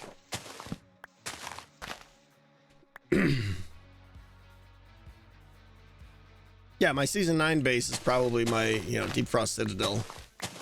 For the sheer scale, it's probably one of my most proud builds, but it could have had a little bit more variety. But I think it nailed the Evil Fortress goal.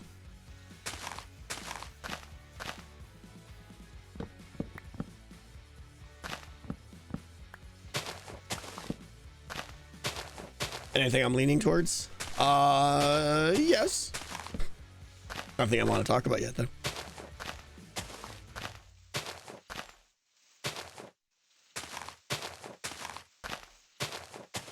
Return of the Tangler. Tangler was fun. The problem with the Tangler, for those that remember it, I think we're good here. For those that remember it, is it was a one-time game. And I'm generally trying to not make one-time games anymore. I want to make games that grab people and pull them in, and they want to kind of keep playing it.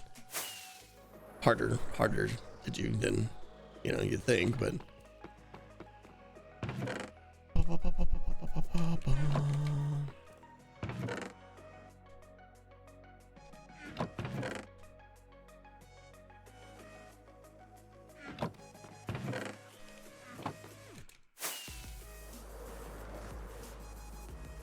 You like making games that make people sweaty. Yeah, I like making games that are intense.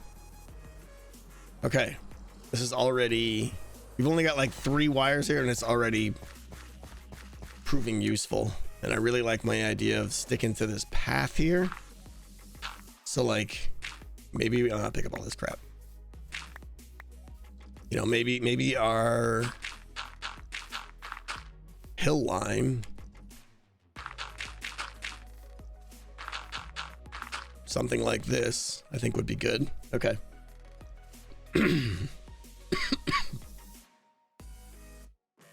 Your mini games in season 3 are what inspired me to start. Hermit Thrills. Oh, that was fun.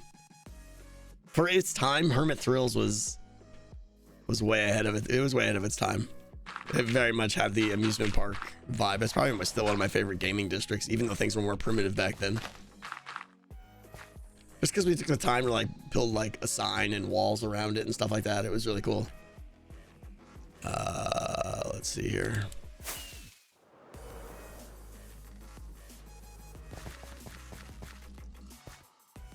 Like if you go back and watch season 3, it's just it's a whole different game. Such a limited palette set and stuff like that. Pearl and Etho test.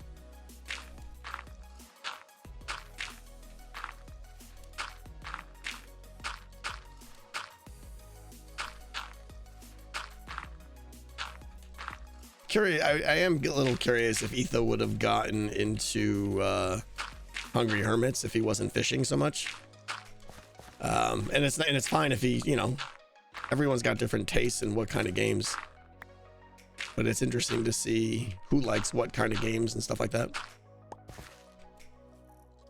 Would you ever try again with an Among Us style minigame? Not so close to the end of this. Yeah, Banjo, that was a regret of mine. I feel like the Among Us game I made was pretty buggy, but also pretty awesome. The problem is it takes, you know, you have to get like a ton of people together to play it, which makes it never get played.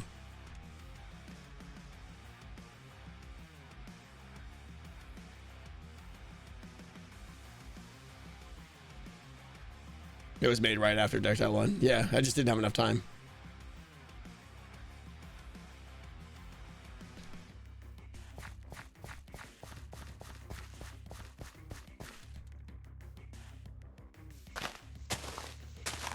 Tree removal.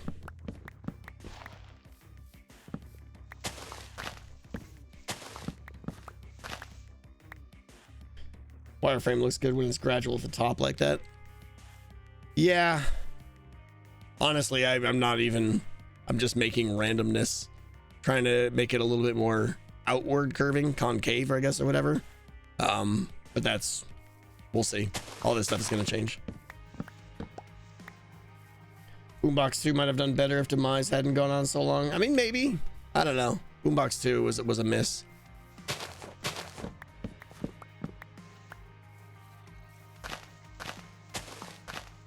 You can't have every minigame be a hit. You know, there's going to be some that definitely swing and a miss.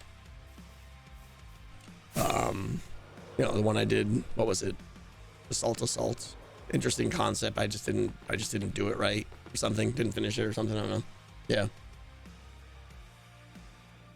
Boombox 1 was like a super big hit, but maybe it was just more of an indicative of the times. I think that sort of gameplay was more interesting in Minecraft, where by the time Boombox 2 came out, it was kind of like, you know, oh, we could do better. It's kind of is maybe what the feel was. I'm not sure.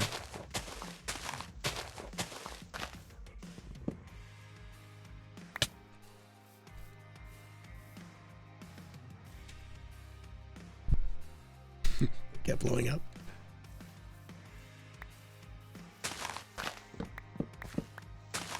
There was that boombox thing on Zed's server that was super fun. Zed's Patreon community makes amazing. They have some really good mini games.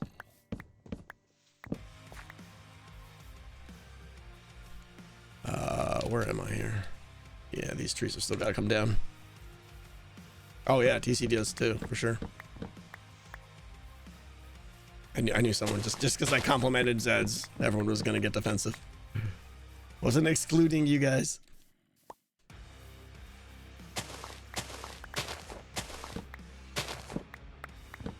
Brewster Booster. Who do raids? Try something. Thank you for the raid. I appreciate it. Welcome. We are kind of just doing some grindy work here. I'm prepping for a massive build and I got to do some terraforming here. So just hanging out and chatting.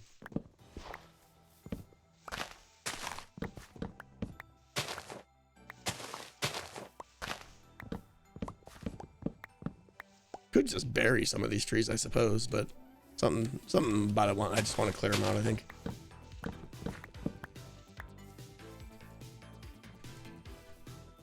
I think everyone has Scar's time-lapse music in their playlist. I know Impulse has it too. Super fast build mode.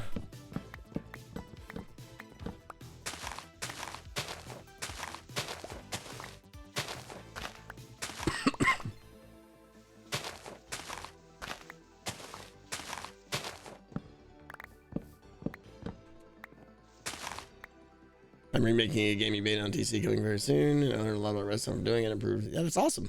That's great, Grim.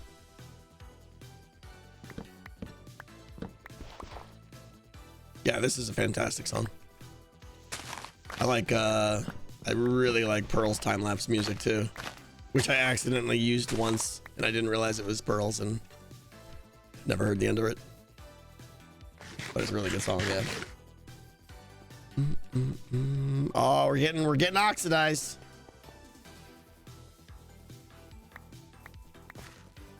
How we doing? I actually used it in Decked Out too, making the card handler. If I remember correctly.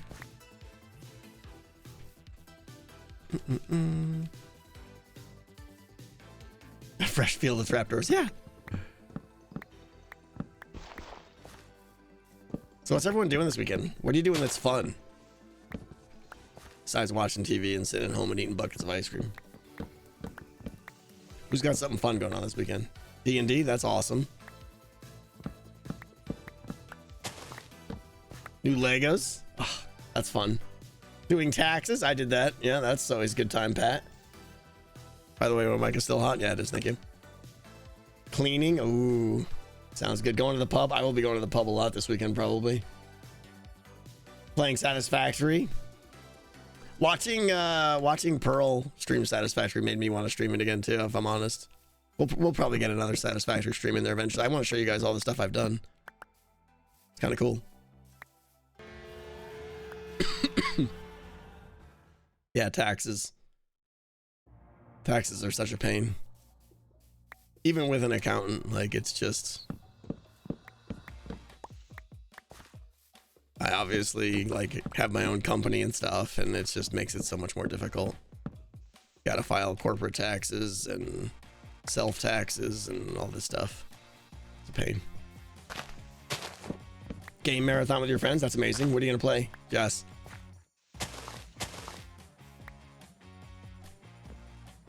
Gonna watch the migration of sea lions? I don't even know what that means. Sounds awesome, I think. American tax system is gross. It is, yeah. Training for a 5K. That's amazing. Even my wife want to start playing D&D, but don't know where to start. Wow, Pat. If you've got you and your wife, honestly, you just need one more person, I would say. You could play with 3. Find someone else, and really just got to decide who wants to be the DM. If you guys are both new, it'd be fine. It'd be better to find someone who has played before and have them be the DM, but just go with 3 and get started. And if you want to play online, it's way easy to find people. If you want to play in person, which I prefer, then it's going to be harder, of course, but 4 is perfect. Yeah, 4 is really good, I think. D&D is so good if you get people who are into it.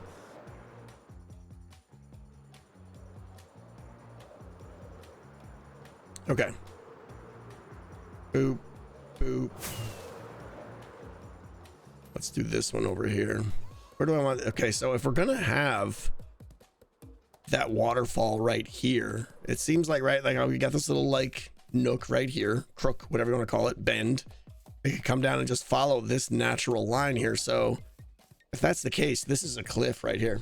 Have you seen the Animaniacs from the Life series where you did your grand escape? I might have. I remember seeing a few of them, and there was quite a bit made around my Speedy one. Yeah, so I probably saw it. Yeah. You have to work this weekend, Iceberg? I'm sorry.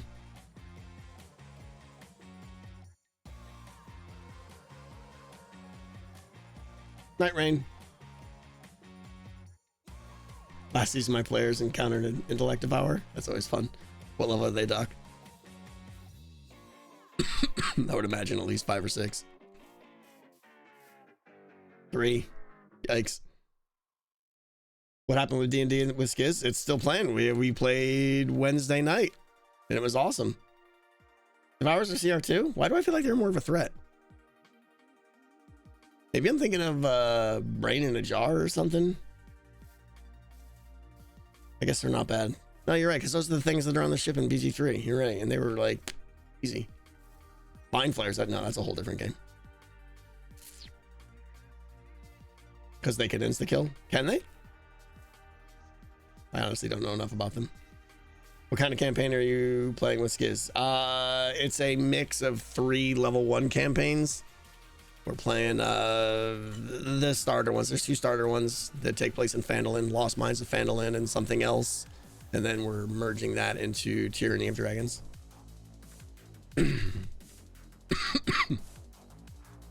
Which I don't want spoilers on.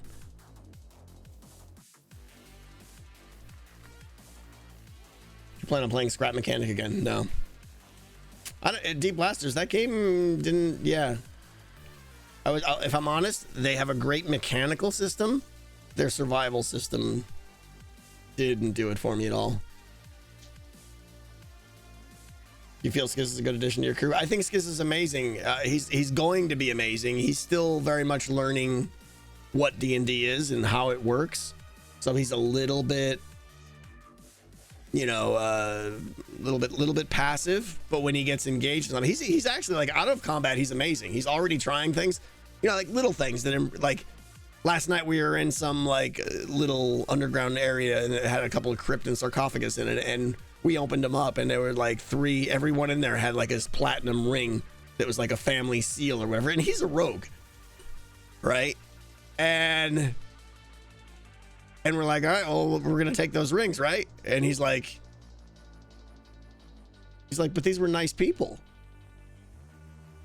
And he starts getting all guilty about stealing the platinum rings from the dead corpses. I'm like, it's because you're a rogue. If you don't take those rings, I'm gonna you're changing class.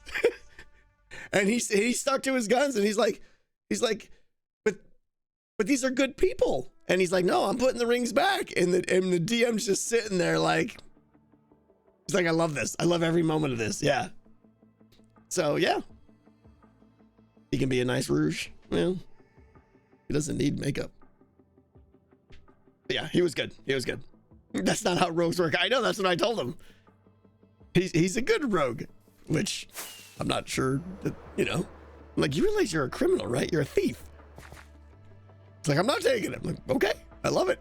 And we all backed him, and it was great. And the DM was like, after the session, the DM told me, he's like, that was amazing that he did that. And he's like, this is the beginnings of, you know, he's sticking to his guns. He's not just like going through the motions.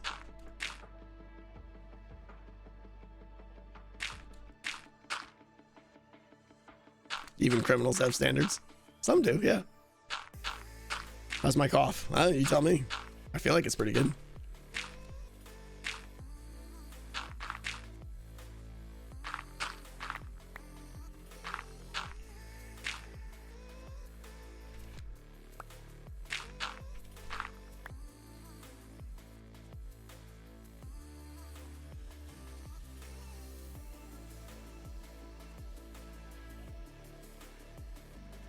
$18 months since Decked Out 2 premiere?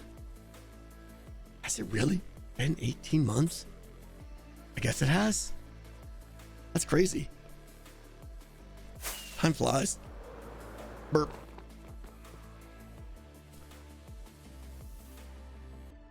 You're playing Skyrim again? For those that were question directed at Skyrim veterans who have also started playing Avowed. So we're probably talking to a smaller set of people here. Does Avowed follow the Skyrim feel? Is it good? It's very similar. Yeah. I watched a couple people play Avowed, and graphically and stuff, it looks great. Skyrim is better mechanically. Interesting. Yeah, no, I know like Avowed's getting hit for a couple of things.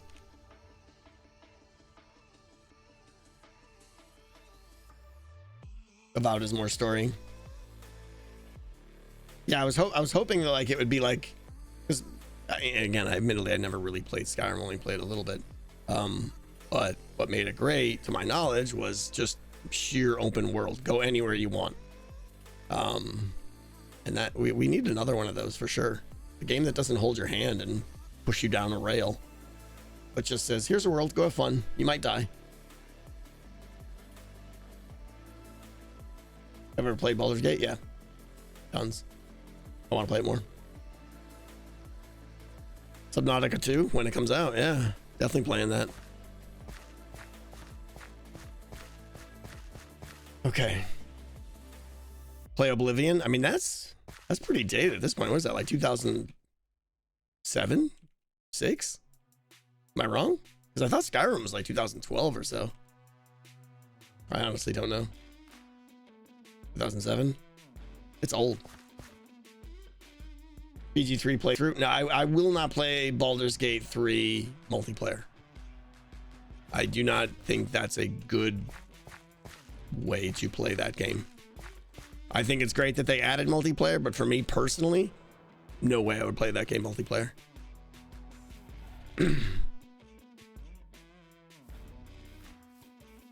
So let's see. If we want to accentuate this curve a little bit, we could even have this area come out here, right? Like we drop off straight into this area, but this, and if we come out a little bit here, we'll get even more of a bend in there, like the river has worn it away. I think that might look good. In fact, let's come out even a little bit more. Well, the water's got to go right here though, so no, we'll stay where we're at.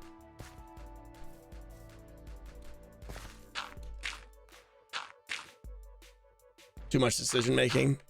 Yeah, I mean, I could see some satisfaction in talking it over with your friends about like strategizing moves and stuff, but I don't know. For me, it's, ooh, we gotta go way up there.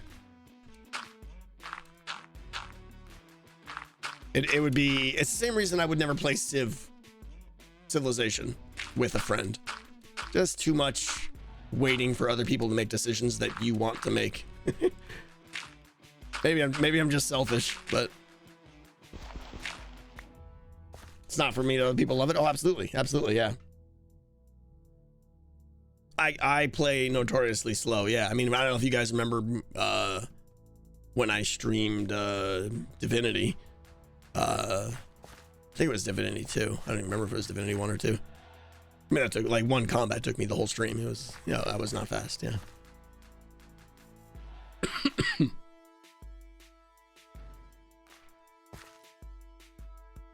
Civ 5 with round timers is pure chaos. What about playing BG3 on stream? No, probably not. Dead Knight, it's long gone to the ages. That was Mixer. And before I even had the second channel, so it's gone, I think. Yeah. Bucket Brigade, exactly. That's where the Bucket Brigade came from. 100%. All right, let's start placing some dirt here. That was like 7 years ago. Yeah, probably. Poof. Josh, what? Thank you. High pitched voice. Josh T, thank you so much for 20 skadoodlers. You're amazing. Thank you so much. Really appreciate that, Josh. Thank you so much. Ever played Outer Wilds? No. All right, so from here now, I think to continue with the wireframe, I want to figure out my line here. Probably shouldn't be doing this with dirt.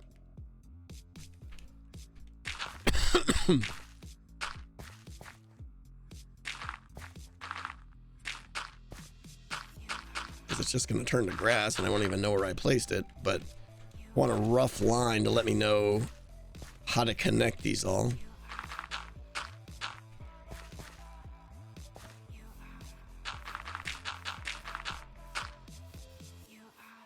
Beam was best so long ago.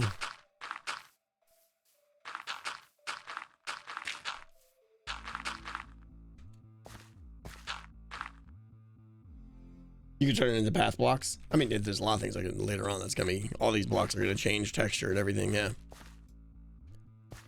Okay.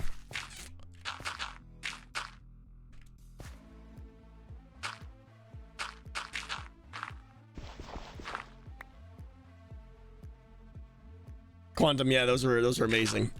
They took so long, but it definitely made some good memories. Rule our world with Impulse on Friday nights. Good times, good times. All right, this section here, like I said, I'm gonna intentionally make gradual. Dream, that's a lot of words.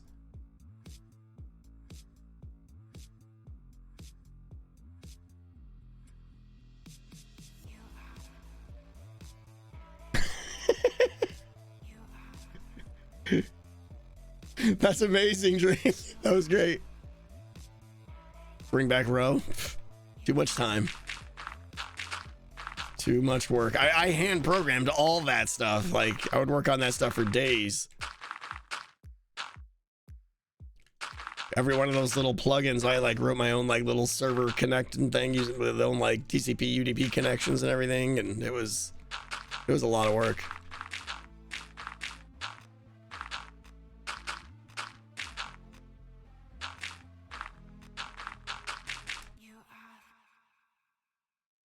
Yeah, Turk.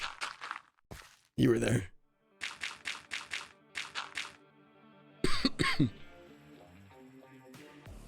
No, there is new technology out there. I definitely would not have to do it myself from scratch.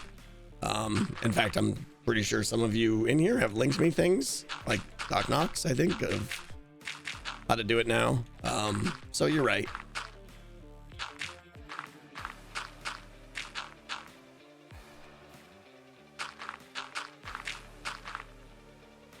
You saved up so many channel points for a row.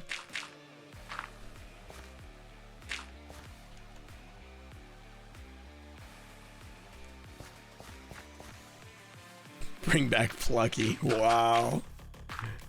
You guys are great. So many memories.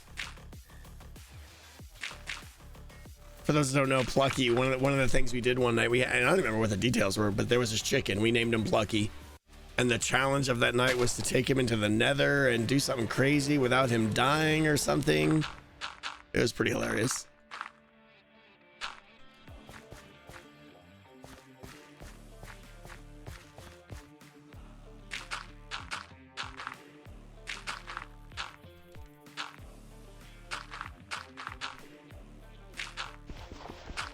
Sounds like something Zedaf would do. Yeah, he would.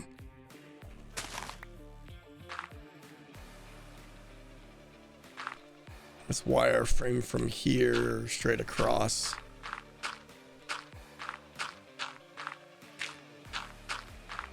Spoilers, Plucky died. Too soon, Winter. Too soon.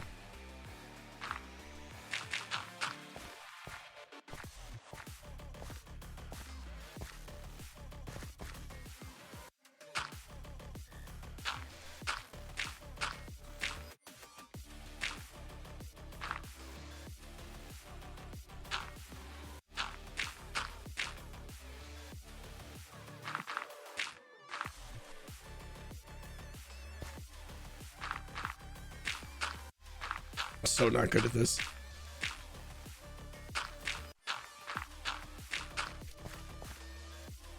All I'm hearing is remember when Tango's fun? Yeah, I mean, you're kind of right? It's all downhill after that. For for the interested. Yield Rovaz are on. Oh wow, did I upload them to the main channel back then?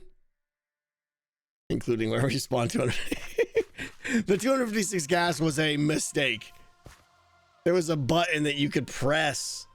We didn't think this one through. There was a button you could press that would, if there was a gas nearby, it would turn that gas into 2 gas. A lot of people press that button. A lot of people press that button. 1 gas turned into like 200-300 gas in a matter of seconds. It was fairly awesome. It escalated exponentially for sure.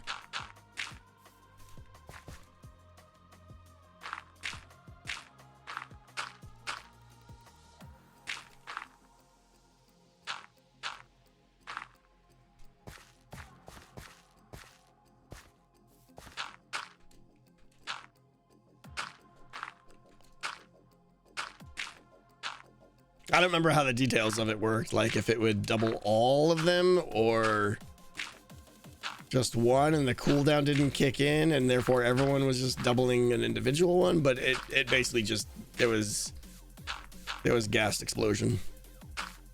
There was just gas everywhere. Like it lagged us out and everything. It's kind of awesome.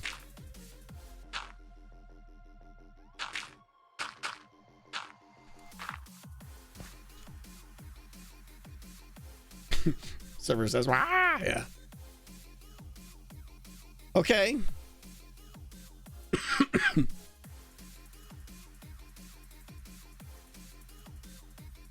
So far, I don't see anything I hate. I think this can't just be grass coming down here. I think this has got to be. Well, I mean, I guess this is where the river is going to be. So I'm just going to leave this till later. Let's do a wireframe over here.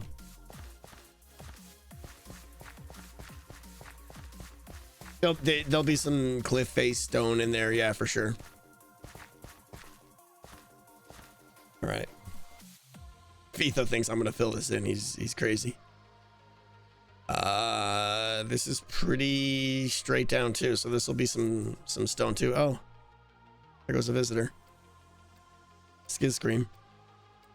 Yeah.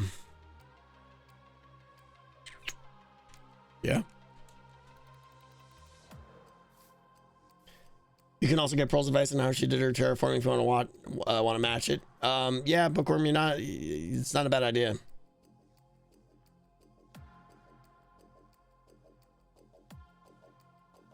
Yeah, Zing, for sure. Again, I'm not texturing I'll mimic it in texture. I mean, in shape, it's still just going to be a cliff face, but.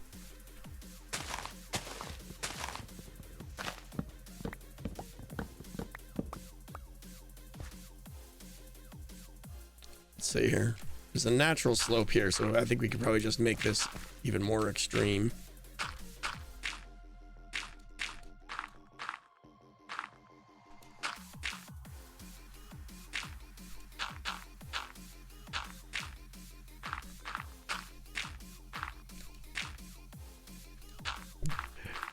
Yeah, I don't think Etho's gonna fill this in. That's a good question. Like, I know he's got a strong stance on filling things in, but maybe he's just never done like large scale terraforming like this where he makes his own hill. Because there's no way he would fill this in. No way. I can't think he's that crazy to spend that many hours. This is huge. You got enough dirt? I've got... I got 1, 2, 3 shulkers plus a DC. I mean, not a ton, but we'll see. I mean, dirt's not hard to come by. Someone's got a lot of dirt. I could just go steal it. Probably not enough for this project, but I'll have to go steal some.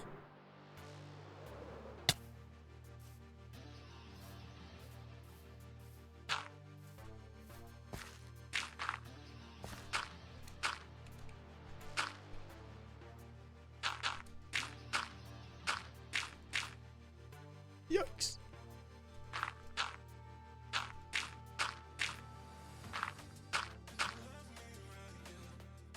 Is it, Doc? Is it? Who did I miss? Miss Zace. Thank you for the piece of pie before, Zace. Hope you're still here. With how well Hungry Hermits does work being 2 players, do you feel future decked out could be made 2-player or changing 2 players? I've considered it. I think Hungry Hermits, Zace, we were talking about games back then. I'm sorry I'm late. I think Hungry Hermits was great multiplayer and forcing it to be multiplayer. I don't think decked out would work as multiplayer. I think there's some fun opportunities there, but I think you lose too much. And it raises some questions too about, like, you know, who owns the deck of cards and weird things like that. And I wouldn't want to try to make it both single player and cooperative, so it'll just be single player.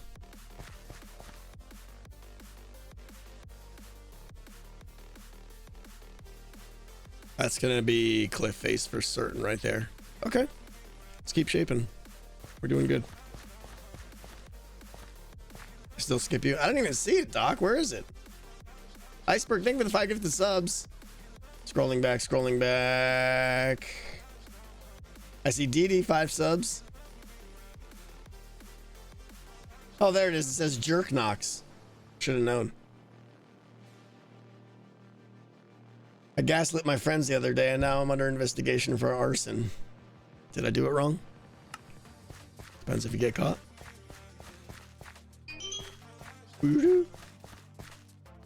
All right, let's keep going here.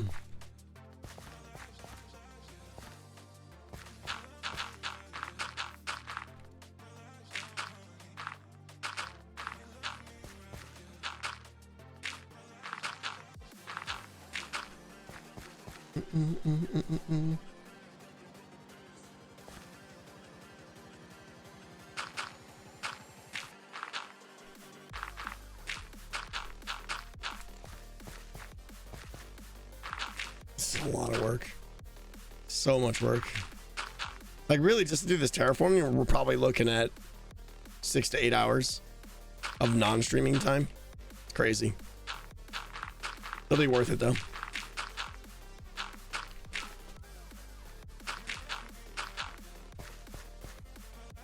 And not much payoff to terraform this. Oh, I think it's definitely payoff.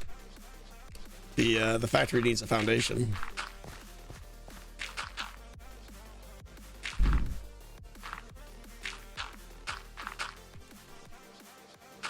Oh, DO2 site 2-player. I mean, there would be, let's face it, if there was 2-player decked out, it would make for some of the best memories, just because the players get to laugh and suffer and panic together. But it really depends on the players. It'd be very hard to design that game in a way that the players didn't get constantly separated, which would defeat the point of co-op. So yeah, I don't know. It's not happening though, so.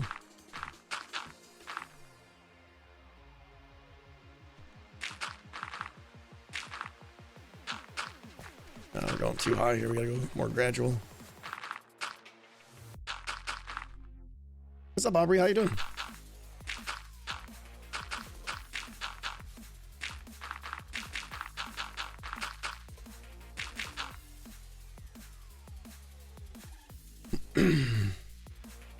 You're applying for internship? Good luck.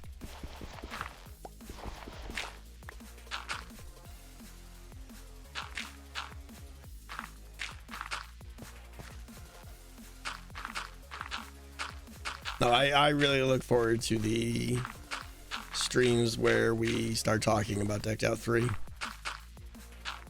But I'll be honest with you, I'm not doing it from scratch. I'm going to put a lot of thought into it first and have a good idea of what I want, but then I will open it up to ideas before we even place our first block or dig our first hole.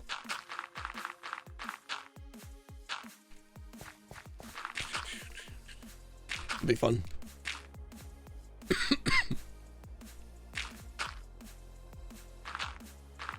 No, you're right. Decked Out 2, we had a good idea. I had a good idea what I was doing.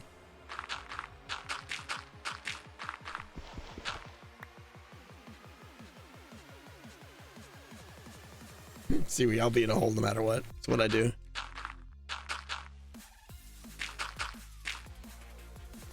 about Hungry Hermits too. No plans right now. I think Hungry Hermits was turned out pretty perfect for what I intended. I don't know that I would have a desire to do it again.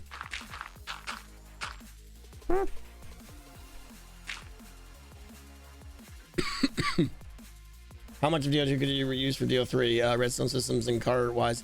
Keon, that's a great question, and it's a great starting point. It really comes down to how much is the game the same, you know? Certain things we take for granted, you know, but am I changing the way the deck of cards work, you know? Who knows, right? So I suspect a lot of things, you know, if I stick with you know, everyone gets a deck of cards and the cards are played every 30 seconds, then a lot of stuff can be reused for sure. Yeah. Are there still wardens? Undecided. I don't like the gameplay that wardens produce, so probably not, but is there any feature from Decked Out 2 that you learned that you want to improve? I mean, that's the whole point of Decked Out 3 Zombie, is everything is, you know, take Decked Out 2 and what do we want to do differently. Did we get raided? Oh, we got raided by the Skizzle Face! Skizman, how was the ghosts? Did you collect all the ghosts and count all the steps and do all the things with the ghosts? The salt and stuff?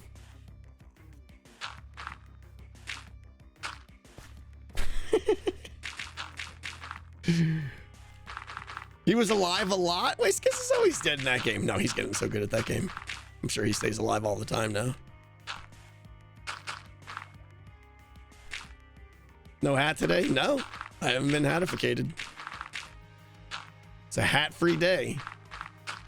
The Hat Master did make an appearance, but I was talking to Scar, so she kind of just left. Skiz, if you're here, we were talking about D&D Wednesday night and how you put the platinum rings back. It decided to be a good rogue. Thought it was great. It was awesome.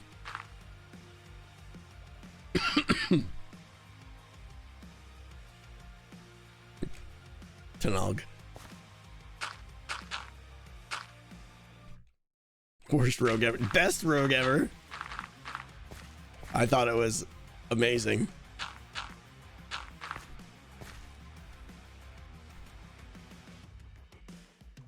Okay, we got a thing here. We got a thing. I'm lost. Why did we hire you? Ram, thank you. Gonna try building an RPG game inside vanilla Minecraft. Several dungeons spread over the world. Wow. That's ambitious. That sounds amazing though. Highly encourage you, Rem, to do that. That sounds great. Building a D&D in Minecraft, essentially. An RPG game. Probably couldn't do D&D, of course, but some kind of RPG game you could definitely do.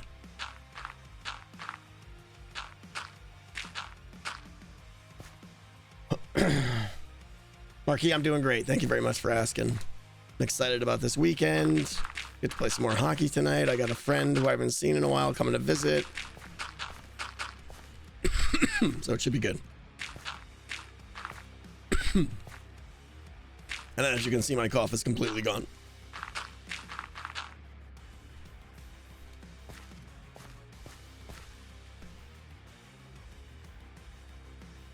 Kind of, sort of feels natural. Maybe.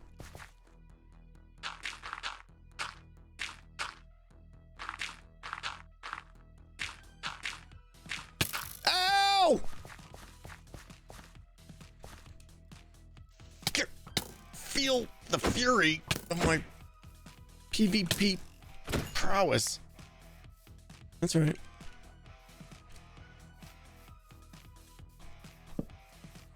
Arrow to the butt. Whoever said light it up, by the way, that was a great idea. I'm glad I did that. It's already helping.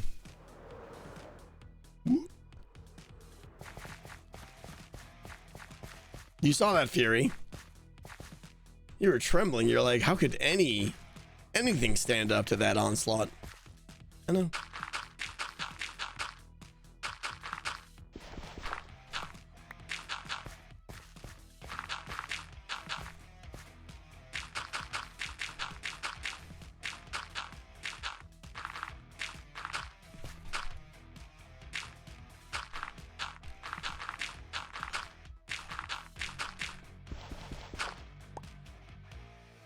Such a manly war cry. It was amazing, yeah. Nice light overlays. Fuck, nobody likes you. All right, that's a little bit too much flat there.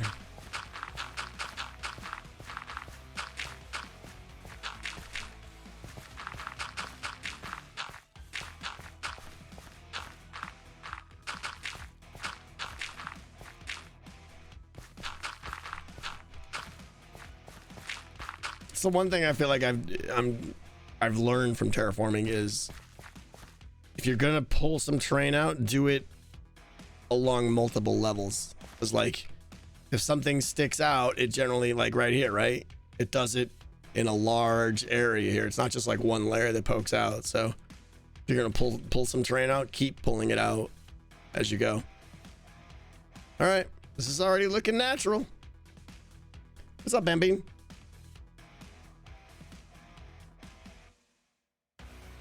Daddy needs a new flashlight. I've never said that.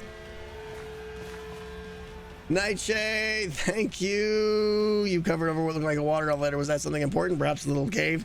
I mean, like, yeah, that may be, there may be a reason to have a little cave down there. That's the original way I got into my base, my underground base. Where is it? Somewhere around here. Yeah, this is the hole of camel cruelty. And then that. So yeah, I'll probably put a little cave down here and a little secret entrance to get to there. Why not? I like the idea. Thank you, Lil Mac, or thank you, Nightshade. Decked out 2 player, but the second player can shut the door on the dungeon runner. So competitive? That sounds terrifying.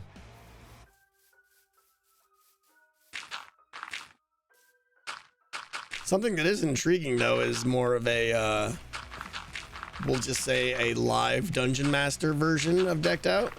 It has its flaws, like obviously you can't always be there for every game, but it would be interesting.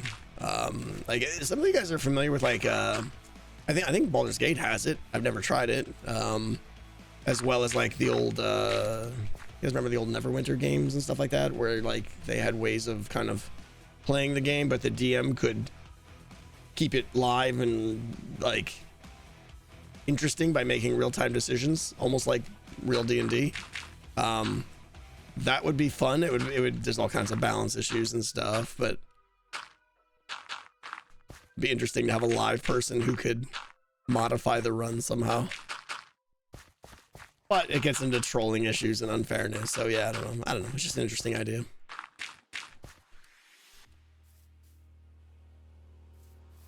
Could literally make an etho lever.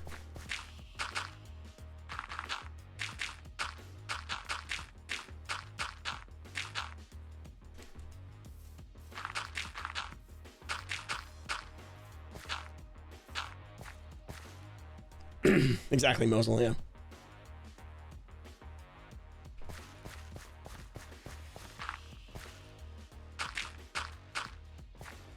This doesn't look right. I gotta make this go up. Yeah, maybe we're not bad. Let me go over here on this side. I like the idea of curse cards that you can could take that fundamentally alter the run for the gain of some boon. Well, I definitely, again, if we're sticking with the card system and nothing else is drastically changing, which I don't know yet, Risk. But if I was to design new cards, I would definitely have more cards that are, you know, plus minus essentially, not just all good. I mean, there a lot of the cards in Decked Out 2 had some minuses for sure. But I like embracing that more. Like this, oh, this card really does something bad, but oh, look at the good thing it does. A little bit more of that to make you really have to decide. Who won Decked Out 2? Etho technically won it, but Pearl was the one that solved all the mysteries and puzzles first. So it's kind of a joint thing.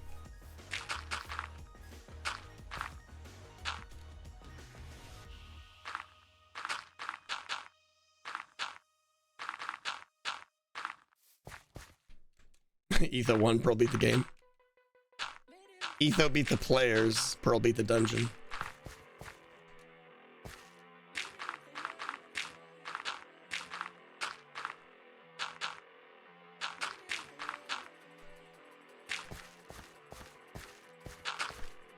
It's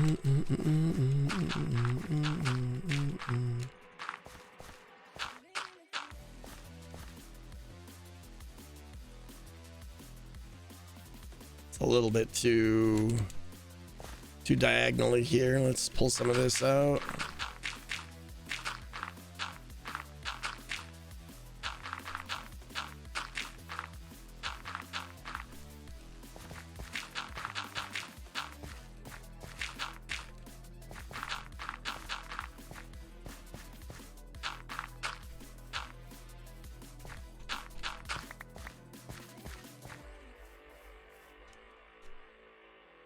Mumbo is the true winner with 66 win percentage. I mean, kind of like I'm the winner of TCG. Is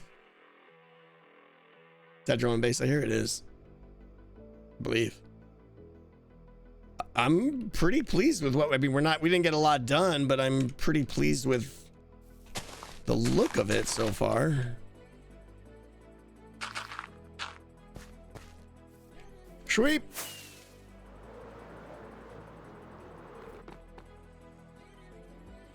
It's a good start, yeah.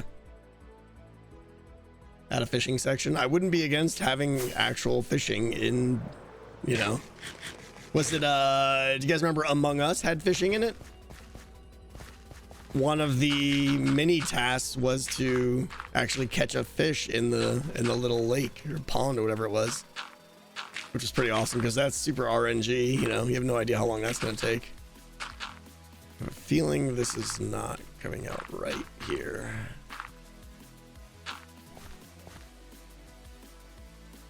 What about Alterac Valley fishing?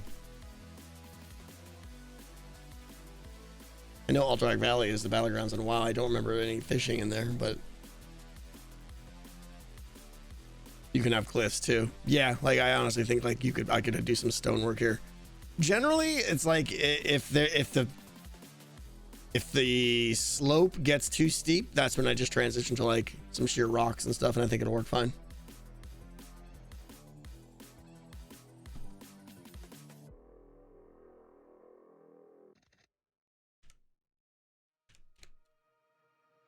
Okay, none of this is perfect. Like even this little bit is a little bit janky that I just did here, and we're missing a section there, but it's a good first pass. I think we're getting there. What time is it? 4 o'clock? What time did I start? How long are we streaming? 2 hours 16. We'll go a little bit more. I do have some stuff I got to do though tonight, or soon, I should say. Where does this one connect to? I guess that's what we're deciding right now.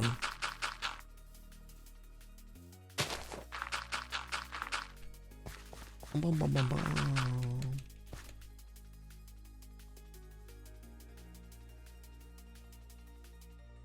That'll be steep, but we could do that. Maybe with some stone in there, but we'll see. And again, anything that's going to be stone will just be like, it's going to be grass first, and I'll just go back later and change it to stone.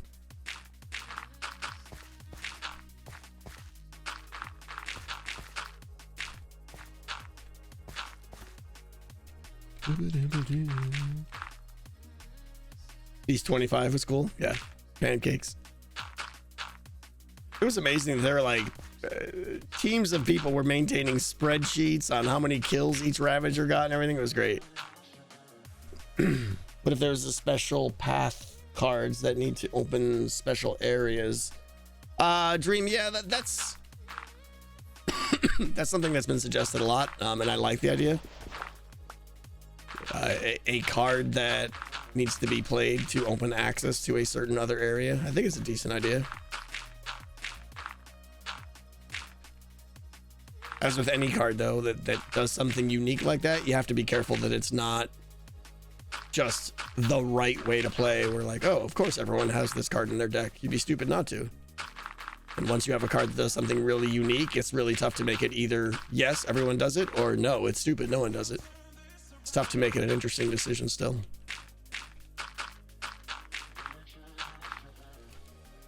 Which Ravager run? Which Ravager won? I don't know. I think the Ravager that hung out in the first zone, like Tango's Cough, was doing pretty good. I don't remember which one got the most.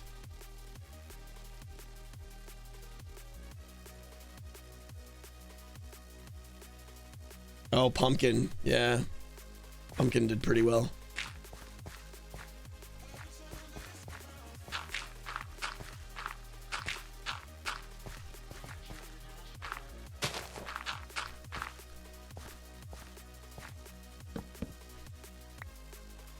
Willie was like the best addition to that game.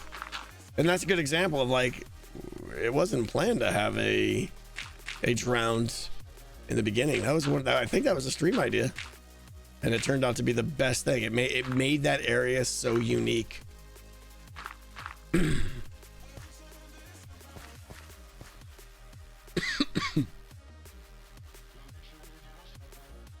be really cool if the player's deck actually built the dungeon. You could do that. You could definitely do that.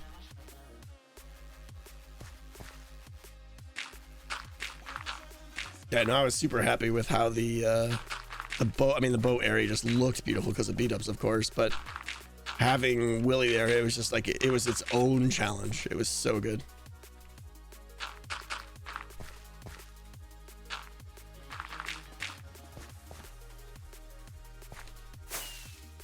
I'm definitely not gonna have enough dirt.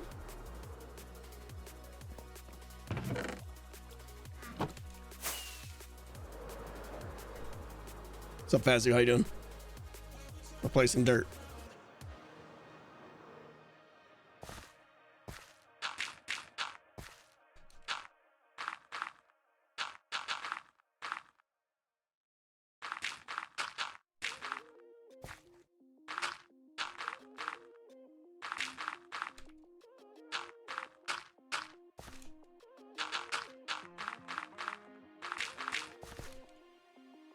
Has beat-up's been on at all? I can't speak to whether he's actually logged in or not, but he hasn't done any serious playing yet. He's really trying to get his hands fixed. It's unfortunate because I know he really wants to play. He was at the meeting though. Said his wife's giving him a hard time. Get back to work already! But she's obviously kidding. He knows he can't. But yeah, for those of you that miss him just as much as we do, just know that he really does want to come back. He's not slacking off.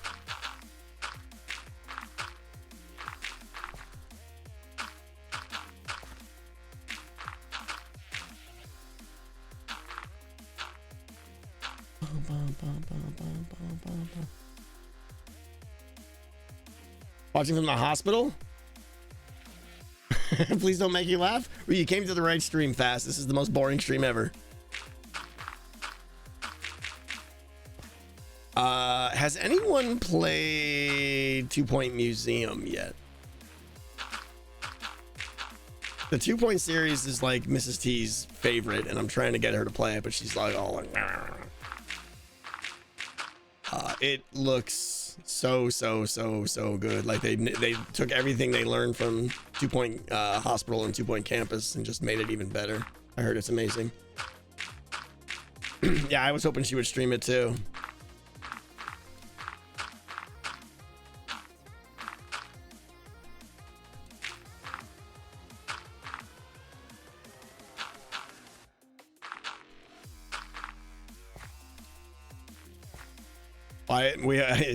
She already has it.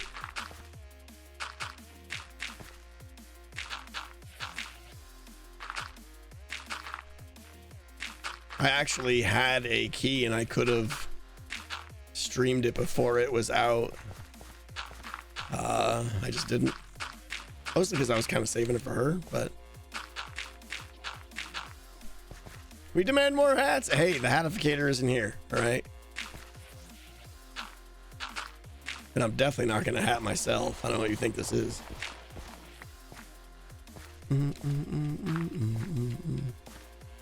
Okay, this is too...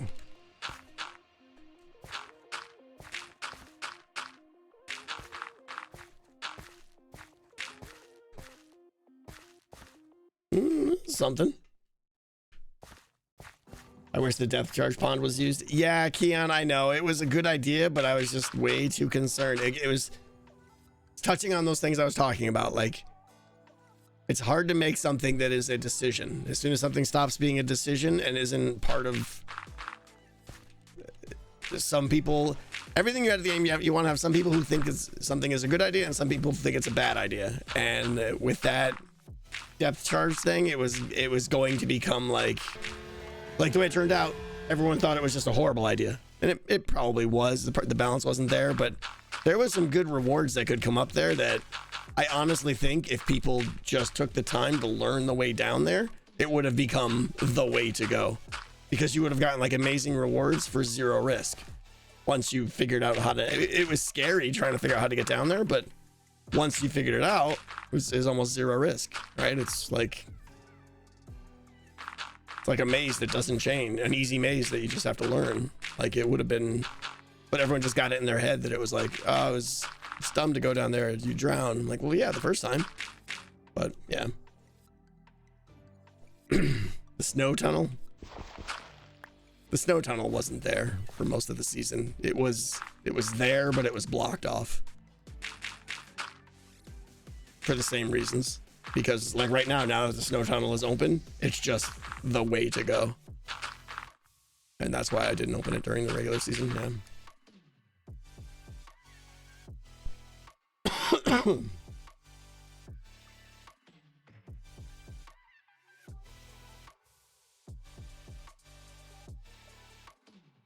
Yeah, risk.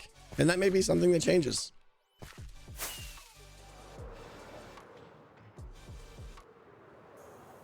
What perks were going to be in the forge? That was going to be where you created legendary cards. Rare cards were the highest you could get in the shop, and the forge was going to be where you craft legendary cards by collecting ingredients from the game. And you would like come out with these like golden cards that were super powerful. Nice, Lomax. That sounds great right now.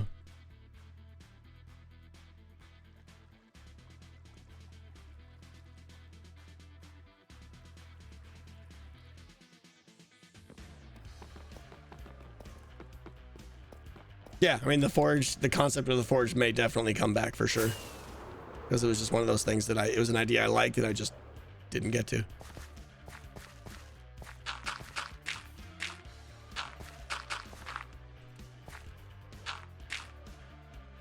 Yeah, we need a cliff here for sure. This is very, very steep.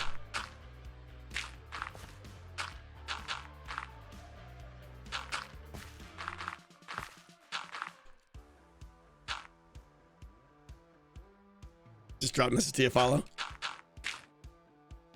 She hasn't streamed in quite some time, unfortunately. But the thing that was taking up most of her time was hockey season. So now that that's over, hopefully she'll have some more time.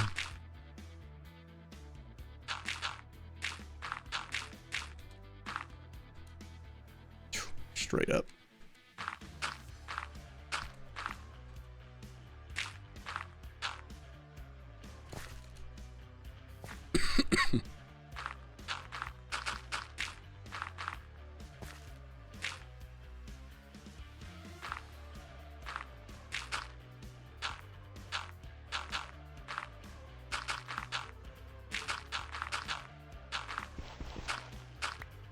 You still playing hockey after the throat incident? Of course.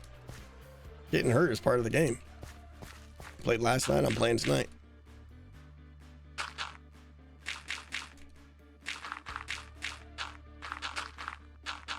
I'm just making this a sheer cliff because I know this is going to be all torn out and turned into a rock face. So not worried too much about it right here. Plus it's also an indicator, just reminder, hey, make this a cliff face.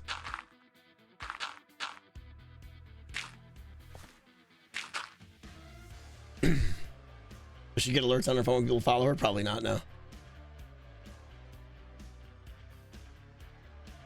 True story, Derrican. True story. Do I look at fan art? Some of it scares me. I definitely don't get on Tumblr or whatever nonsense goes on over there. That's a scary crowd over there. But if something's tweeted, I look at it, yeah.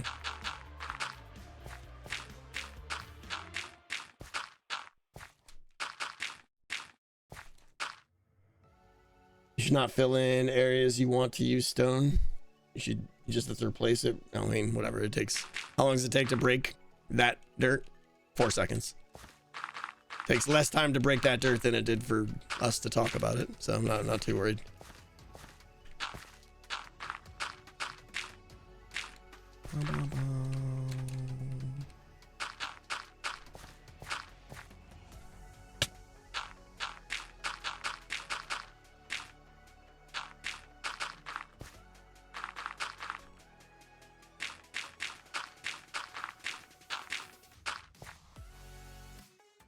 Exactly, Derrican.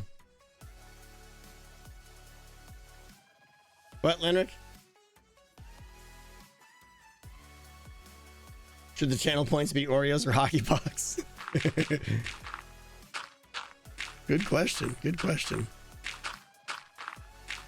The real question is, we need a purpose for channel points, right? I mean, still have no idea what to do with them. We out of dirt already? Holy cow. I would grab coarse dirt. Does Tumblr still exist? I don't even know these days.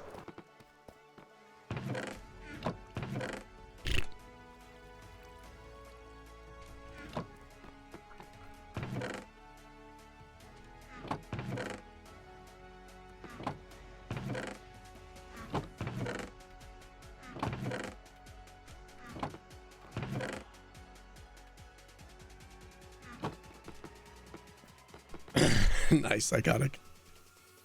I think that's a lot, Pebbles.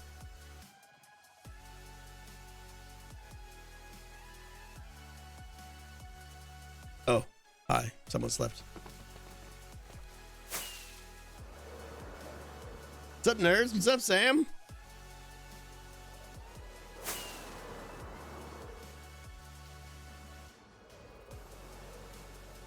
I don't know if I like this little point out section there. I think I kind of do. We'll see. Assuming that turns into stone and stuff right there, I think we're good. Observational process. What did I miss, Jake? What did I miss? Did I not see something as usual?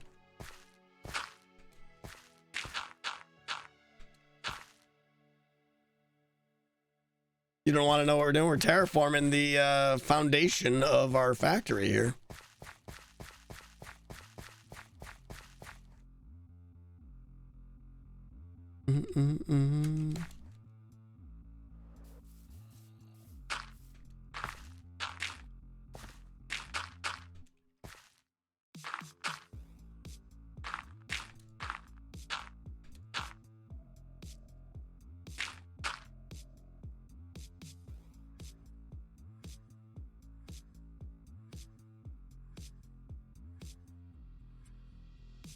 What are you excited about, Bandy?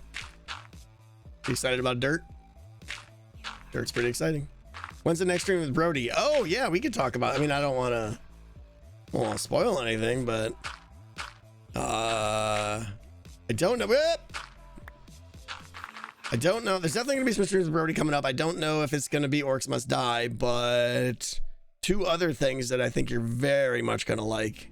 One is gonna be a very special stream, something very different. I don't want to spoil it because it's his thing, but very, very excited for that. And then we have a game on our radar too that I think you guys are gonna really like too, like really like.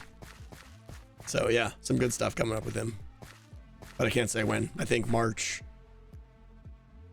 11th is the tentative date for the super amazing happy fun time stream. Check your biddies and donos. Daniel, thank you. Watched the Among Us stream last night when Astra played Rocket League with Mrs. T. Best player ever. Mrs. T playing Rocket League is some of the greatest moments in the history of the internet. That's all we're gonna say about that. The giggles and the laughter was just so contagious. Taylor, not sure if you're a Lord of the Rings fan, but I'm going to do a live showing of Return of the Kings with live orchestra. Whoa. I had no idea that existed, Bandy. Thank you for the biddies. That sounds amazing. I am a Lord of the Rings fan, yeah. I mean, I'm not like super crazy, but they're my favorite movies and I enjoyed the book.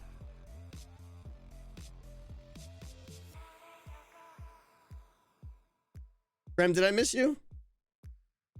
I think I did, yeah. You planning a one shot for your birthday? Nice. Yeah, exactly. Jasmine, thank you for 25 months. Thank you. Ishan, thank you. Dream, thank you. Bearded Axe, 32 months, thank you. Psychotic, thank you for 25 months.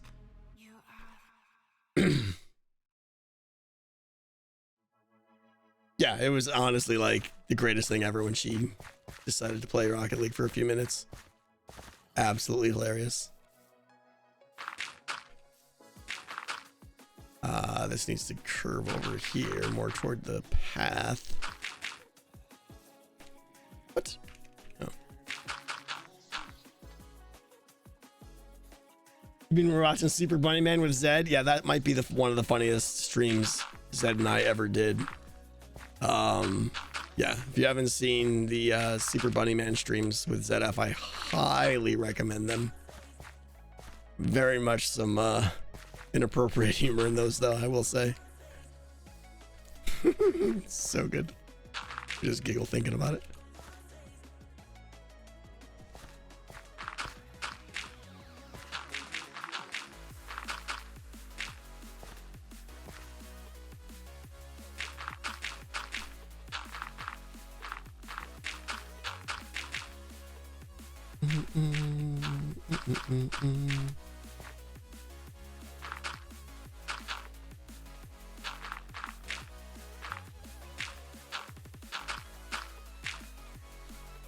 Ooh, this is going steep here. I gotta raise this up.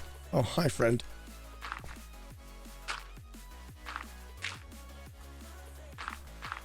Someone linking the fail 5. I want to click it just because it makes me happy.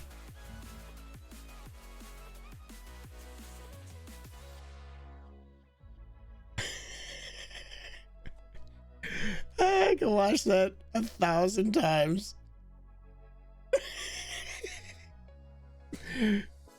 What's the there's like a Reddit channel, like, what is it, Better Every Loop or something like that.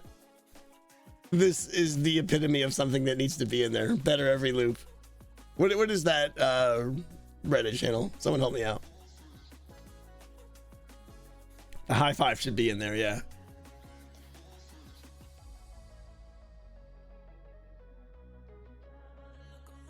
It looks far too coordinated. No, it was 100% like perfectly bad timing.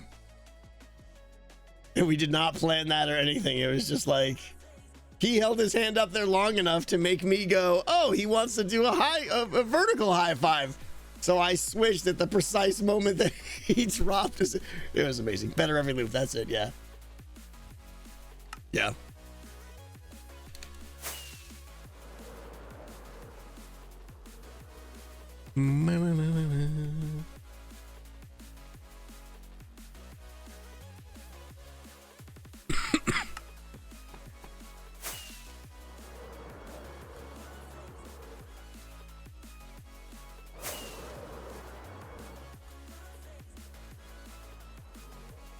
Making progress here. I don't know if you know that or not. It's actually happening.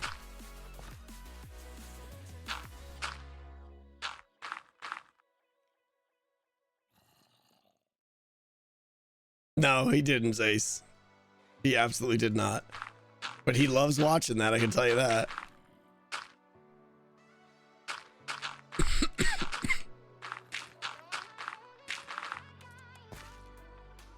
You miss Chris and Jack videos? Yeah, those guys were genius.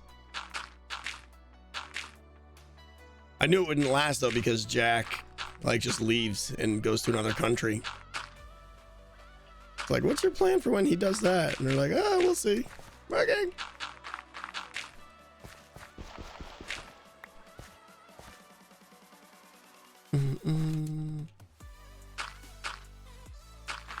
But yeah, those videos were really good. They were kind of like, it reminded me of like some of Mumbo's production stuff. Like Mumbo learned so much about video production and lighting and all these techniques. Like he got obsessed with it. He's amazing at it now. He can make like professional level commercials and stuff. I think he's even been hired. The Chris and Jack stuff was great. Like the movies they did. And then of course they did the collab.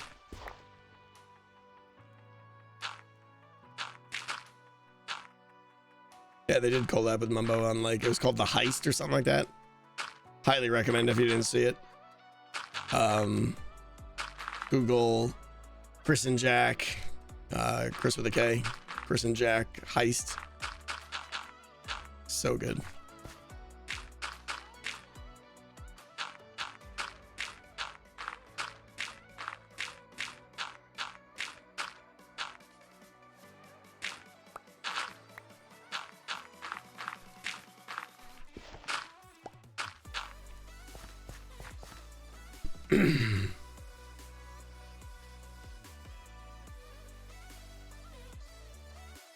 It's more like improv. Which one? The collab with Mumbo? The heist definitely felt scripted to me, but it was good.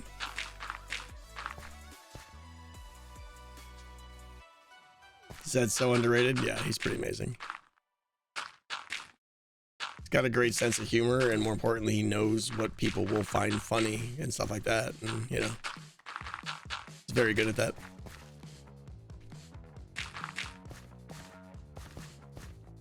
All right, so this is one of those cases, I think, where I'm making too much of a straight slope. So let's kick this in here a little bit. So we have like a little bump out or bump in, as the case may be here.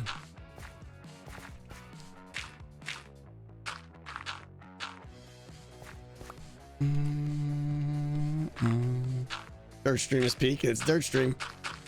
It's up there with the fishing stream, and yeah, it's got to get done. And I didn't want to, because I canceled Wednesday so I could gather supplies, and I was hoping I would have time to work on the build on Thursday, but it took me way longer to gather all the supplies than I wanted to.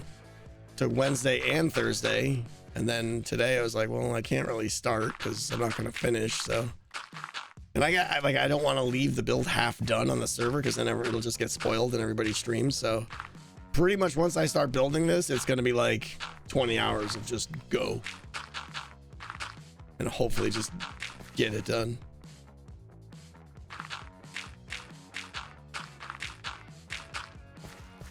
Mm-mm.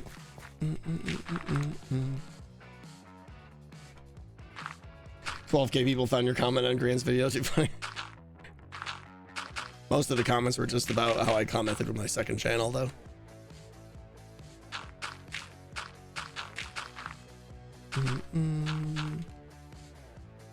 Keep hearing random footsteps.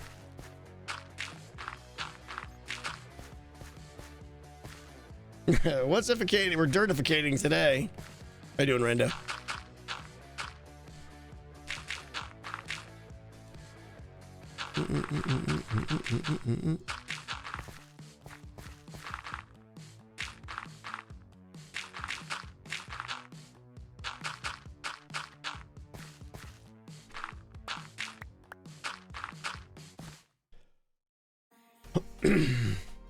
Channel 1 is coming out of hibernation. It is in hibernation, but it's coming out of hibernation in a big way.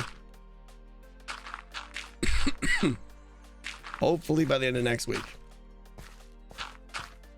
And then we're going to keep going from there. I am so dirty.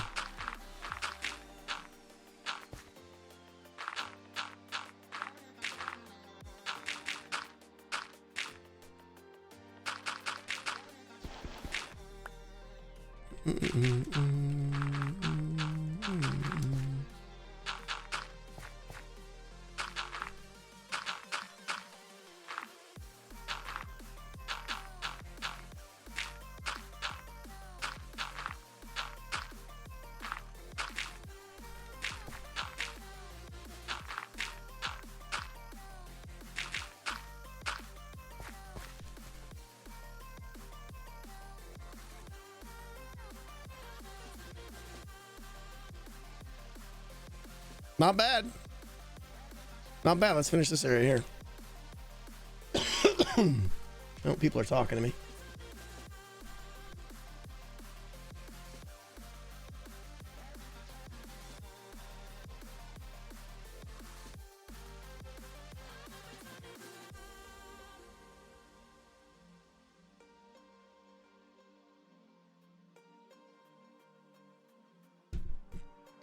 I'm way behind on water today. I didn't have any water until I started the stream, I think.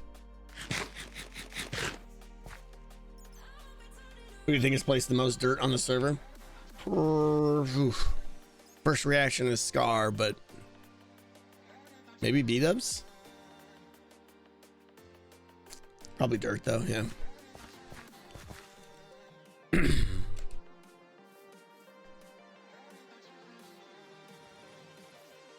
Floaty.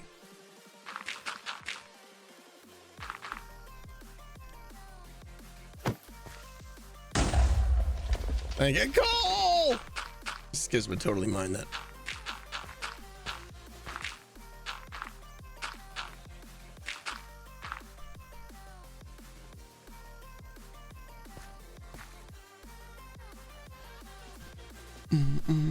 Torch's time.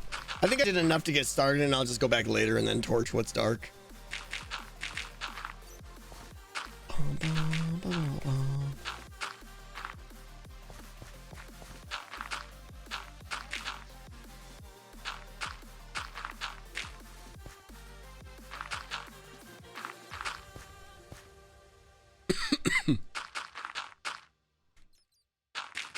Yeah, I'm hoping activity and everything picks up on the server.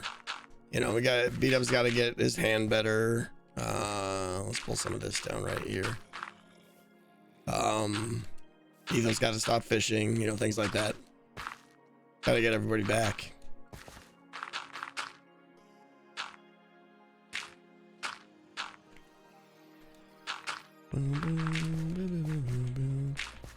Is he still number one? I think so, because he said something about like he could stop fishing for a week and no one would catch him or something like that.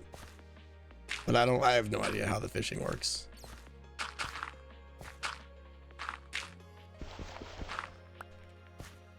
Cub has reduced his fishing, yeah.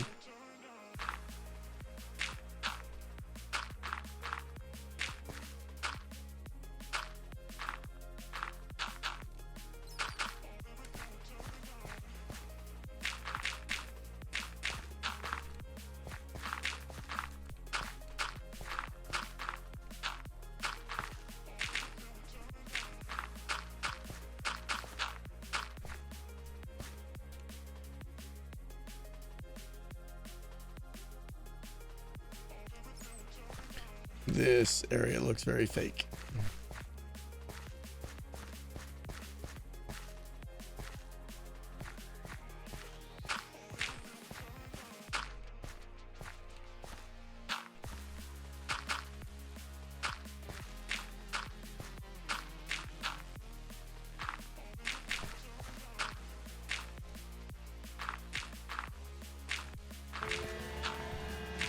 Horn's going off, Sam. Thank you.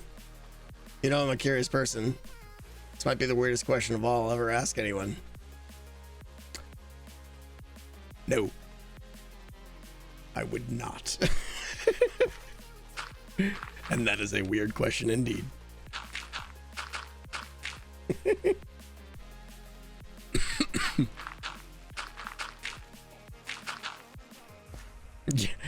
Yes, Lomax, you do. Sleep.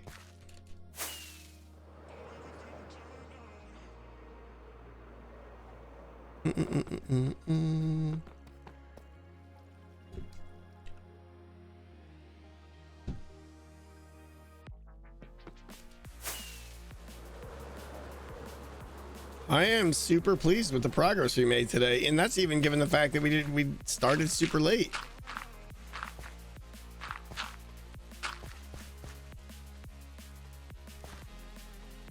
Oh right, this needs to be fixed here.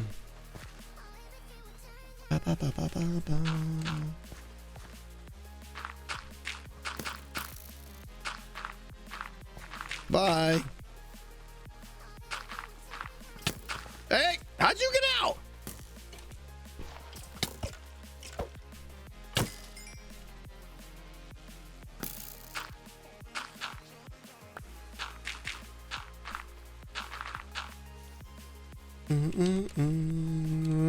Still too straight.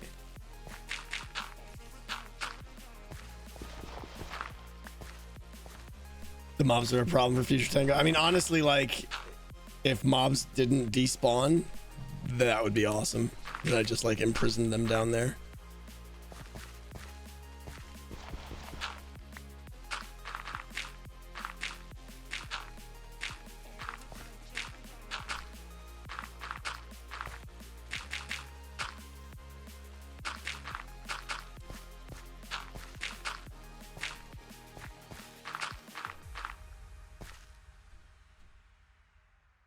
It's a little bit better. Still not great, but good enough.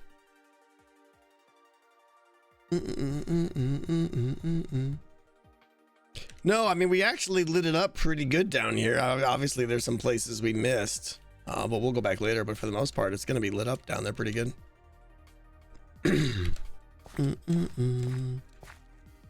Let's see how we're looking here. Think I'm going to wrap it up here. What do you guys think? And be honest. Needs a little bit more reshaping, or... I like this front. Like, the front looks totally natural to me.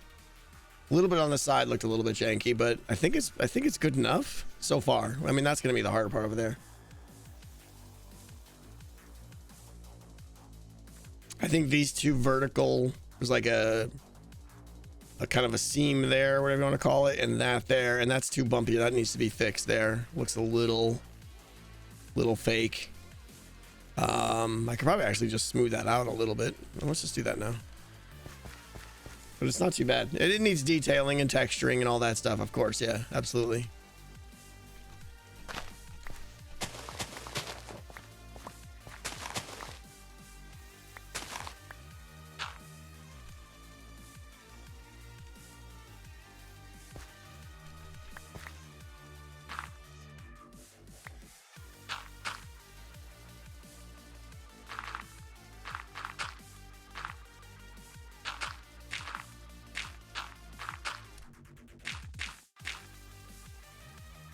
Yeah, I'm out of dirt again. Okay, that helps a little bit. Yeah, and I don't like the way it dips down here too. I'll have to flatten that out, I think, or just gradually. Like that going down and then right back up again doesn't look right. So we'll definitely flatten that out or something. But future Tango problems. All right, I'm gonna wrap it up, guys. We got some stuff. We did some stuff. It's getting there. Let's see. Yeah, I'll obviously be out all weekend. I'll be back Monday. I hope I'm back Monday. I'm gonna really be itching to build though, so we'll see. Streams might be light again next week because again, my priority is getting this video done. But then once the video's done, we're gonna definitely do some streams where we kind of just like do like accent builds and stuff around the factory. I think it'll be a lot of fun. All right, guys, have yourself a great weekend. Thank you for the support and everything. Amazing. Have a great weekend. Seriously, enjoy yourself. Evil, how you doing, buddy? Did I miss you? I probably missed you. You're awesome. Thank you, my friend. Hey everybody, if you don't know, Evil Notion on Saturday night does a killer stream where he plays Jackbox. Mods, can we get a shout out for Evil Notion? Because I know he loves it so much. Right, Evil? Right? Jackbox 21 and over, please. I don't know if he plays that or not. I am unamused. Evil, you're so amused right now. Evil Notion is a button I gotta know and should like him. True story. If you want to hear the audio clip of that, you're gonna have to go to his stream. All right, guys. Have yourself a great weekend, and I'll see you next week. Goodbye.